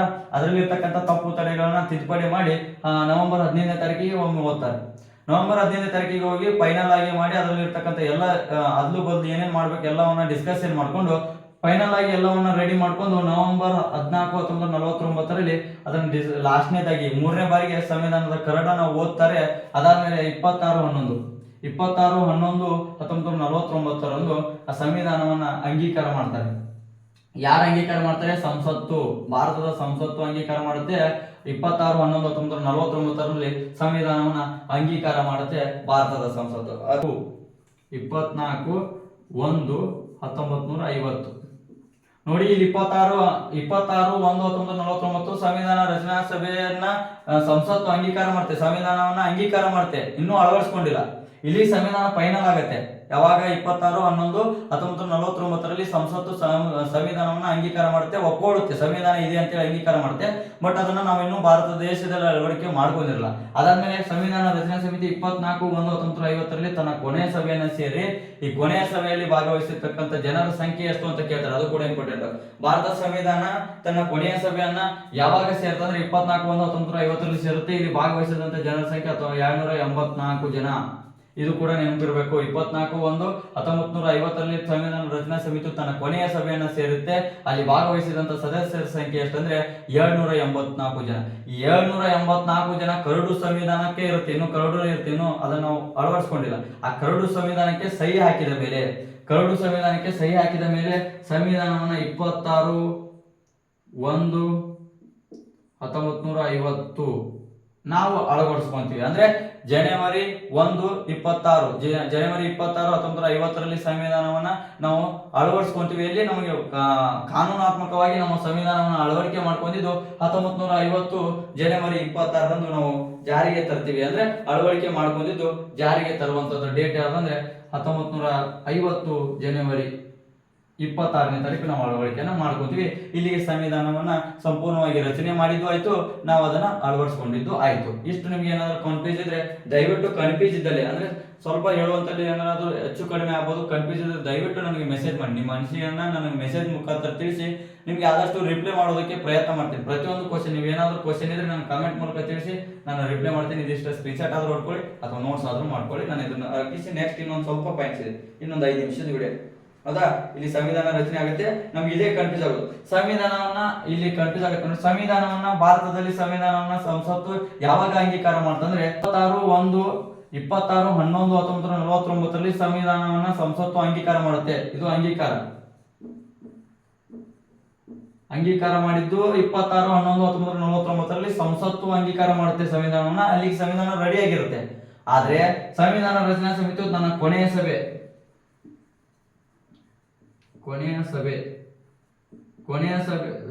ಸಭೆಯನ್ನ 24/1/1950 ಸೇರಿ 84 ಜನ ಸದಸ್ಯರು ಏನ್ ಮಾಡ್ತಾರೆ, ಈ ಕರಡು ಸಂವಿಧಾನಕ್ಕೆ ಸಹಿ ಹಾಕೋದ್ರ ಮೂಲಕ ಈ ಕರಡು ಸಂವಿಧಾನ ಒಪ್ಕೊಂತಾರೆ. 26/1/1950 ಈ ಕರಡು ಸಂವಿಧಾನ ಇದ್ದಿದ್ದು ಸಂವಿಧಾನವಾಗಿ ನಮ್ಮ ದೇಶದಲ್ಲಿ ಜಾರಿಗೆ ಬರುವಂತದ್ದು. ಇಷ್ಟು ಸಂವಿಧಾನದ ಬಗ್ಗೆ ಗೊತ್ತಿರಬೇಕು. ಇದಾದ್ಮೇಲೆ ಇನ್ನೊಂದು ಸ್ವಲ್ಪ ನೋಡೋಣ. ಹಾಗಾದ್ರೆ ಸಂವಿಧಾನದಲ್ಲಿ ಮೂಲ ಯಾವ ಭಾಷೆಯಲ್ಲಿ ಸಂವಿಧಾನ ರಚನೆ ಆಗಿದೆ ಅಂತ ನೋಡೋದಾದ್ರೆ, ಸಂವಿಧಾನ ಮೂಲವಾಗಿ ಯಾವ ಭಾಷೆಯಲ್ಲಿ ರಚನೆ ಆಗಿದೆ ಅಂದ್ರೆ, ಇದು ಸಂವಿಧಾನ ಮೂಲವಾಗಿ ಯಾವ ಭಾಷೆಯಲ್ಲಿ ಅಂದ್ರೆ ಇಂಗ್ಲಿಷ್ ಭಾಷೆಯಲ್ಲಿ ರಚನೆ ಆಗಿದೆ. ಸಂವಿಧಾನ ಕನ್ನಡದಲ್ಲಿ ಇಲ್ಲ, ಹಿಂದಿಯಲ್ಲಿ ಇಲ್ಲ, ಇಂಗ್ಲಿಷ್. ಸಂವಿಧಾನ ಮೂಲವಾಗಿ ಇಂಗ್ಲಿಷ್ ಭಾಷೆಯಲ್ಲಿ ಸಂವಿಧಾನ ಮೂಲವಾಗಿ ರಚನೆ ಆಗಿರುವಂತದ್ದು ಇಂಗ್ಲಿಷ್ ಭಾಷೆಯಲ್ಲಿ ರಚನೆ ಆಗಿದೆ. ಹಾಗಾದ್ರೆ ಸಂವಿಧಾನದಲ್ಲಿ ಒಟ್ಟು ಪುಟಗಳ ಸಂಖ್ಯೆ 780 ಪುಟ ಇದ್ವು. ಮೂಲ ಸಂವಿಧಾನ ಹೇಳ್ತಾ ಇರೋದು 780 ಪುಟ. ಹಾಗಾದ್ರೆ ಸಂವಿಧಾನದಲ್ಲಿ ಇಂಗ್ಲಿಷ್ ಭಾಷೆಯಲ್ಲಿ ರಚನೆ ಆಯಿತು, 780 ಪುಟಗಳಿದ್ವು. ಹಾಗಾದ್ರೆ 1,17,369 ಪದಗಳಿದ್ವು. 1,17,369 ಪದಗಳನ್ನ ಮೂಲ ಸಂವಿಧಾನ ಹೊಂದಿತ್ತು. ಪದಗಳ ಸಂಖ್ಯೆ ಇದು ಕೂಡ ಇಂಪಾರ್ಟೆಂಟ್. ಪದಗಳು ಏನ್ ಕೇಳ್ತಾರೆ ಕ್ವಶನ್, ಮೂಲ ಸಂವಿಧಾನದಲ್ಲಿರ್ತಕ್ಕಂಥ ಪದಗಳ ಸಂಖ್ಯೆ ಅಂದ್ರೆ 1,17,369 ಪದಗಳಿದ್ದು. ಯಾವ ಭಾಷೆಯಲ್ಲಿ ರಚನೆ ಆಯ್ತು ಅಂದ್ರೆ ಇಂಗ್ಲಿಷ್ ಭಾಷೆಯಲ್ಲಿ ರಚನೆ ಆಯ್ತು. ಎಷ್ಟು ಪುಟಗಳನ್ನು ಹೊಂದಿತ್ತು ಅಂದ್ರೆ 780 ಪುಟಗಳನ್ನು ಹೊಂದಿತ್ತು. ಇದು ಕೂಡ ಮೇನ್ ಆಗಿರುವಂತದ್ದು. ಹಾಗಾದ್ರೆ ಎಷ್ಟು ವಿಧಿಗಳನ್ನು ಹೊಂದಿತ್ತು ಅಂತ ಕೇಳ್ತಾರೆ. 295 ವಿಧಿಗಳನ್ನ, ಮೂಲ ರಚನೆಯಲ್ಲಿ ಸಂವಿಧಾನ 395 ವಿಧಿಗಳನ್ನ ಹೊಂದಿತ್ತು. ಜೊತೆಗೆ 8 ಅನುಸೂಚಿ ಮತ್ತು 22 ಭಾಗ. 395 ವಿಧಿ, 22 ಭಾಗ, 8 ಅನುಸೂಚಿ. 22 ಭಾಗ 8 ಅನುಸೂಚಿ. ಪ್ರಸ್ತುತ 470.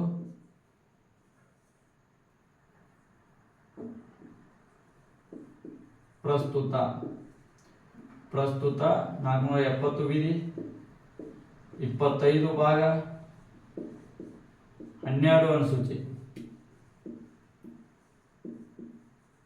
ನೋಡಿ, ಪ್ರಸ್ತುತವಾಗಿ 395 ಓಲ್ಡ್ ಆಗಿ ಅಂದ್ರೆ ಮೂಲ ಸಂವಿಧಾನದಲ್ಲಿ 395 ವಿಧಿಗಳು, ಪ್ರಸ್ತುತ ಸಂವಿಧಾನದಲ್ಲಿ 470 ವಿಧಿಗಳು. ಮೂಲ ಸಂವಿಧಾನದಲ್ಲಿ 22 ಭಾಗಗಳು, ಪ್ರಸ್ತುತ ಸಂವಿಧಾನದಲ್ಲಿ 225 ಭಾಗಗಳು. ಮೂಲ ಸಂವಿಧಾನದಲ್ಲಿ 8 ಅನುಸೂಚಿಗಳು, ಪ್ರಸ್ತುತ ಸಂವಿಧಾನದಲ್ಲಿ 12 ಅನುಸೂಚಿಗಳನ್ನ ಭಾರತದ ಸಂವಿಧಾನ ಹೊಂದಿತ್ತು ಅಂತ ಹೇಳ್ಬೋದು. ಹೌದಾ? ಹಾಗಾದ್ರೆ ಭಾರತದ ಸಂವಿಧಾನ ರಚನೆ ಮಾಡ್ಲಿಕ್ಕೆ ಎಷ್ಟು ದಿನಗಳನ್ನ ತೆಗೆದುಕೊಳ್ಳುತ್ತೆ ಅಂತ ಇದು ಕೂಡ ಬಹಳ ಸರಿ ಎಕ್ಸಾಮ್ ಅಲ್ಲಿ ಕೇಳ್ತಾರೆ ನೋಡಿ. 2 ವರ್ಷ 11 ತಿಂಗಳು 18 ದಿನ. ಸಂವಿಧಾನ ರಚನೆ ಆಗಲಿಕ್ಕೆ 2 ವರ್ಷ 11 ತಿಂಗಳು 18 ದಿನವನ್ನ ಕಾಲಾವಧಿಯನ್ನ ತೆಗೆದುಕೊಂಡಿದೆ. 2 ವರ್ಷ 11 ತಿಂಗಳು 18 ದಿನ. 64 ಲಕ್ಷ ರೂಪಾಯಿ ಕರಡು ಸಂವಿಧಾನಕ್ಕೆ ಖರ್ಚಾದಂತ ರೊಕ್ಕ ಅಂದ್ರೆ 64 ಲಕ್ಷ ಖರ್ಚು. 64 ಲಕ್ಷ ರೂಪಾಯಿಯನ್ನ ಖರ್ಚು ಮಾಡಿ ಕರಡು ಸಂವಿಧಾನವನ್ನ ತಯಾರು ಮಾಡ್ತಾರೆ. ಹಾಗಾದ್ರೆ ಈಗ ಪ್ರಸ್ತುತ ಸಂವಿಧಾನ ಅಂತೂ ಆಯ್ತು. ಅತ್ಯಂತ ಚಿಕ್ಕ ಸಂವಿಧಾನ ಅಮೆರಿಕದ ಸಂವಿಧಾನ ಅಂತ ಹೇಳ್ಬೋದು. ಅಮೆರಿಕದ ಸಂವಿಧಾನ ಅತ್ಯಂತ ಚಿಕ್ಕ ಸಂವಿಧಾನ. ಇದು ಕೂಡ ಮೇನ್ ಆಗಿರುವಂತದ್ದು. ಹಂಗೆ ಸುಮ್ಮನೆ ಜನರಲ್ ನಾಲೆಜ್. ಅಮೆರಿಕ ಸಂವಿಧಾನ ಚಿಕ್ಕ ಸಂವಿಧಾನ. 7 ವಿಧಿ, 4440 ಪದಗಳು ಅಂತ ಇದಾವೆ. 4440 ಪದಗಳು. 4440 ಪದಗಳು. ಸಂವಿಧಾನ ಅತ್ಯಂತ ಚಿಕ್ಕ ಸಂವಿಧಾನ ಅಮೆರಿಕ ಸಂವಿಧಾನ. ಕೇವಲ 7 ವಿಧಿಗಳು. ಪದಗಳ ಸಂಖ್ಯೆ ಪದಗಳು 4400 ಪದಗಳು. 4400 ಪದಗಳನ್ನು ಹೊಂದಿ 7 ವಿಧಿಗಳೊಂದಿಗೆ ಅಮೆರಿಕ ಸಂವಿಧಾನ ಅತ್ಯಂತ ಚಿಕ್ಕ ಸಂವಿಧಾನವಾಗಿದೆ. ಅತ್ಯಂತ ಹಳೆಯ ಸಂವಿಧಾನ ಅಂದ್ರೆ ಸ್ಯಾನ್ ಮೆರಿನೋ 16 ವರ್ಷದಲ್ಲಿ ಅಂದ್ರೆ 1600ನೇ ವರ್ಷದ ಸ್ಯಾನ್ ಮೆರಿನೋ ಬರುತ್ತೆ. ಸ್ಯಾನ್ ಮೆರಿನೋ ಅಂತೇಳಿ ಬರುತ್ತೆ. ಸ್ಯಾನ್ ಮೆರಿನೋ ಕ್ರಿಸ್ತಶಕ 1600 ಅವಾಗ ಸ್ಟಾರ್ಟ್ ಆಗಿದ್ದು ಅಂದ್ರೆ ಕ್ರಿಸ್ತಶಕ 600ರಲ್ಲಿ ರಚನೆ ಆಗಿದೆ ಸ್ಯಾನ್ ಮೆರಿನೋ. ಯಾವ್ದಾದ್ರು ಯುರೋಪ್ ಖಂಡದಲ್ಲಿ ಬರುವಂತ ಸ್ಯಾನ್ ಮೆರಿನೋ, ಯುರೋಪ್ ಖಂಡ ಬರುತ್ತೆ. ಯುರೋಪ್ ಖಂಡದಲ್ಲಿ ಬರ್ತಕ್ಕಂಥ ಸ್ಯಾನ್ ಮೆರಿನೋ ಸಂವಿಧಾನ ಏನಂದ್ರೆ ಕ್ರಿಸ್ತಶಕ 1600ರಲ್ಲಿ ರಚನೆ ಆಗಿದೆ. ಅತ್ಯಂತ ಹಳೆಯ ಸಂವಿಧಾನ ಯಾವ್ದಂದ್ರೆ ಸ್ಯಾನ್ ಮೆರಿನೋ ಸಂವಿಧಾನ. ಆ ಸಮಿತಿ ಬಗ್ಗೆ ನಿಮಗೆ ಸಂಪೂರ್ಣವಾಗಿ ಮಾಹಿತಿ ಸಿಕ್ಕಿದೆ ಅನ್ಕೋತೀನಿ. ಎಲ್ಲಾದ್ರೂ ಅಡೆತಡೆಗಳಾದ್ರೆ ಅಥವಾ ಹೇಳುವಂತ ವಿಷಯದಲ್ಲಿ ಸ್ಪಷ್ಟನೆ ಸ್ವಲ್ಪ ಹೆಚ್ಚು ಕಡಿಮೆ ಆದ್ರೆ ದಯವಿಟ್ಟು ಕ್ಷಮೆ ಇರಲಿ. ಯಾಕಂದ್ರೆ ಹೇಳುವಂತ ವಿಚಾರದಲ್ಲಿ ಅಥವಾ ಹೇಳುವಂತ ಸ್ಪೀಡ್ ಅಲ್ಲಿ ಹೆಚ್ಚು ಕಡಿಮೆ ಆಗೋದು. ಯಾವುದೇ ವಿಷಯಗಳು ತಪ್ಪಾಗಿರಲ್ಲ, ಯಾಕಂದ್ರೆ ನಾವು ಅದ್ರ ಬಗ್ಗೆ ಸ್ಟಡಿ ಮಾಡ್ಕೊಂಡು ಹೇಳ್ತಾ ಇರ್ತೀವಿ. ಸಣ್ಣ ಪುಟ್ಟ ಮಿಸ್ಟೇಕ್ಗಳಾಗಿದ್ರೆ ನೀವು ಕೂಡ ತಿಳ್ಕೊಳ್ಳಿ, ಯಾಕಂದ್ರೆ ನಂದೇ ಫೈನಲ್ ಅಲ್ಲ, ನಾನು ಕೂಡ ನಿಮ್ ತರನೇ ಸ್ಟಡಿ ಮಾಡಿ ಹೇಳ್ಬೇಕಲ್ಲ. ಅದಕ್ಕೋಸ್ಕರ ಹೇಳುವಂತ ಸಂದರ್ಭದಲ್ಲಿ ಕೆಲವೊಂದಿಷ್ಟು ತಪ್ಪುಗಳಾಗಿದ್ರು ಕೂಡ ಸಣ್ಣ ಪುಟ್ಟ ತಪ್ಪುಗಳನ್ನ ತಿದ್ಕೊಳ್ಳಿ. ಅಥವಾ ಏನಾದ್ರು ಡೌಟ್ ಇದ್ರೆ ಕ್ವಶನ್ ಗಳನ್ನ ಕೇಳಿ. ನನ್ನ ಕಮೆಂಟ್ ಬಾಕ್ಸ್ ಅಲ್ಲಿ ಕಮೆಂಟ್ ಹಾಕಿ ನಿಮ್ಮ ಕ್ವಶನ್ ಗಳಿಗೆ ಉತ್ತರಿಸೋಕೆ ನಾನು ಟ್ರೈ ಮಾಡ್ತೀನಿ. ಜೊತೆಗೆ ಏನಾದ್ರು ತಪ್ಪಿದ್ರೆ ನಾನು ಕೂಡ ತಿದ್ಕೊಳ್ಳಿಕ್ಕೆ ಪ್ರಯತ್ನ ಮಾಡ್ತೀನಿ ಅಂತ ಹೇಳ್ತಾ ಇವತ್ತಿನ ನಿಮ್ಗೆ ಯೂಸ್ ಆಗಿದೆ ಅನ್ಕೊಂತೀನಿ. ಈ ತರದ ಮತ್ತಷ್ಟು ವಿಡಿಯೋಗಳಿಗೆ ನಮ್ಮ ಚಾನಲ್ ನ ಸಬ್ಸ್ಕ್ರೈಬ್ ಮಾಡ್ಕೊಳ್ಳಿ. ಹಾಗೆ ಪಕ್ಕದಲ್ಲಿ ಇರ್ತಕ್ಕಂಥ ಬೆಲ್ ಐಕನ್ ಪ್ರೆಸ್ ಮಾಡಿ ಅಂತ ಹೇಳ್ತಾ ದಯವಿಟ್ಟು ನಮ್ಮ ಟೆಲಿಗ್ರಾಮ್ ಚಾನಲ್ಗೆ ಲಿಂಕ್ ನ ಕೊಟ್ಟಿರ್ತೀನಿ ಡಿಸ್ಕ್ರಿಪ್ಷನ್ ಅಲ್ಲಿ, ಜಾಯ್ನ್ ಆಗಿ. ಮತ್ತು ನನ್ನ ಹಳೆ ವಿಡಿಯೋ ಅಂದ್ರೆ ನನ್ನ ಸಂವಿಧಾನ ರಚನಾ ಸಮಿತಿಯ ಸಂವಿಧಾನಾತ್ಮಕ ಬೆಳವಣಿಗೆ ಅಂದ್ರೆ ಬ್ರಿಟಿಷ್ ಈಸ್ಟ್ ಇಂಡಿಯಾ ಕಂಪನಿಯ ಕಾಯ್ದೆಗಳು ಮತ್ತು ಬ್ರಿಟಿಷ್ ಸಂಸತ್ತಿನ ಕಾಯ್ದೆಗಳು 2 ವಿಡಿಯೋಗಳನ್ನ ಹಾಕಿದ್ದೀನಿ. ಅದನ್ನು ಕೂಡ ನೋಡ್ಕೊಂಬನ್ನಿ. ಅದನ್ನ ನೋಡಿದ್ರೆ ಮಾತ್ರ ಇದು ನಿಮ್ಗೆ ಈಸಿಯಾಗಿ ಅರ್ಥ ಆಗುತ್ತೆ. ಅದಕ್ಕೋಸ್ಕರ ಈಸಿಯಾಗಿ ಕಂಪ್ಲೀಟ್ ಆಗಿ ಹೇಳಿದ್ದೀನಿ ಅನ್ಕೊಂತೀನಿ. ಮತ್ತೊಂದು ವಿಡಿಯೋದಲ್ಲಿ ಸಿಗೋಣ. ಎಲ್ಲರಿಗೂ ಶುಭರಾತ್ರಿ. ಮತ್ತೊಂದು ವಿಡಿಯೋದಲ್ಲಿ ಸಿಗೋಣ. ವಿಡಿಯೋ ನೋಡೋದಕ್ಕೆ ತುಂಬ ಹೃದಯದ ಧನ್ಯವಾದಗಳು.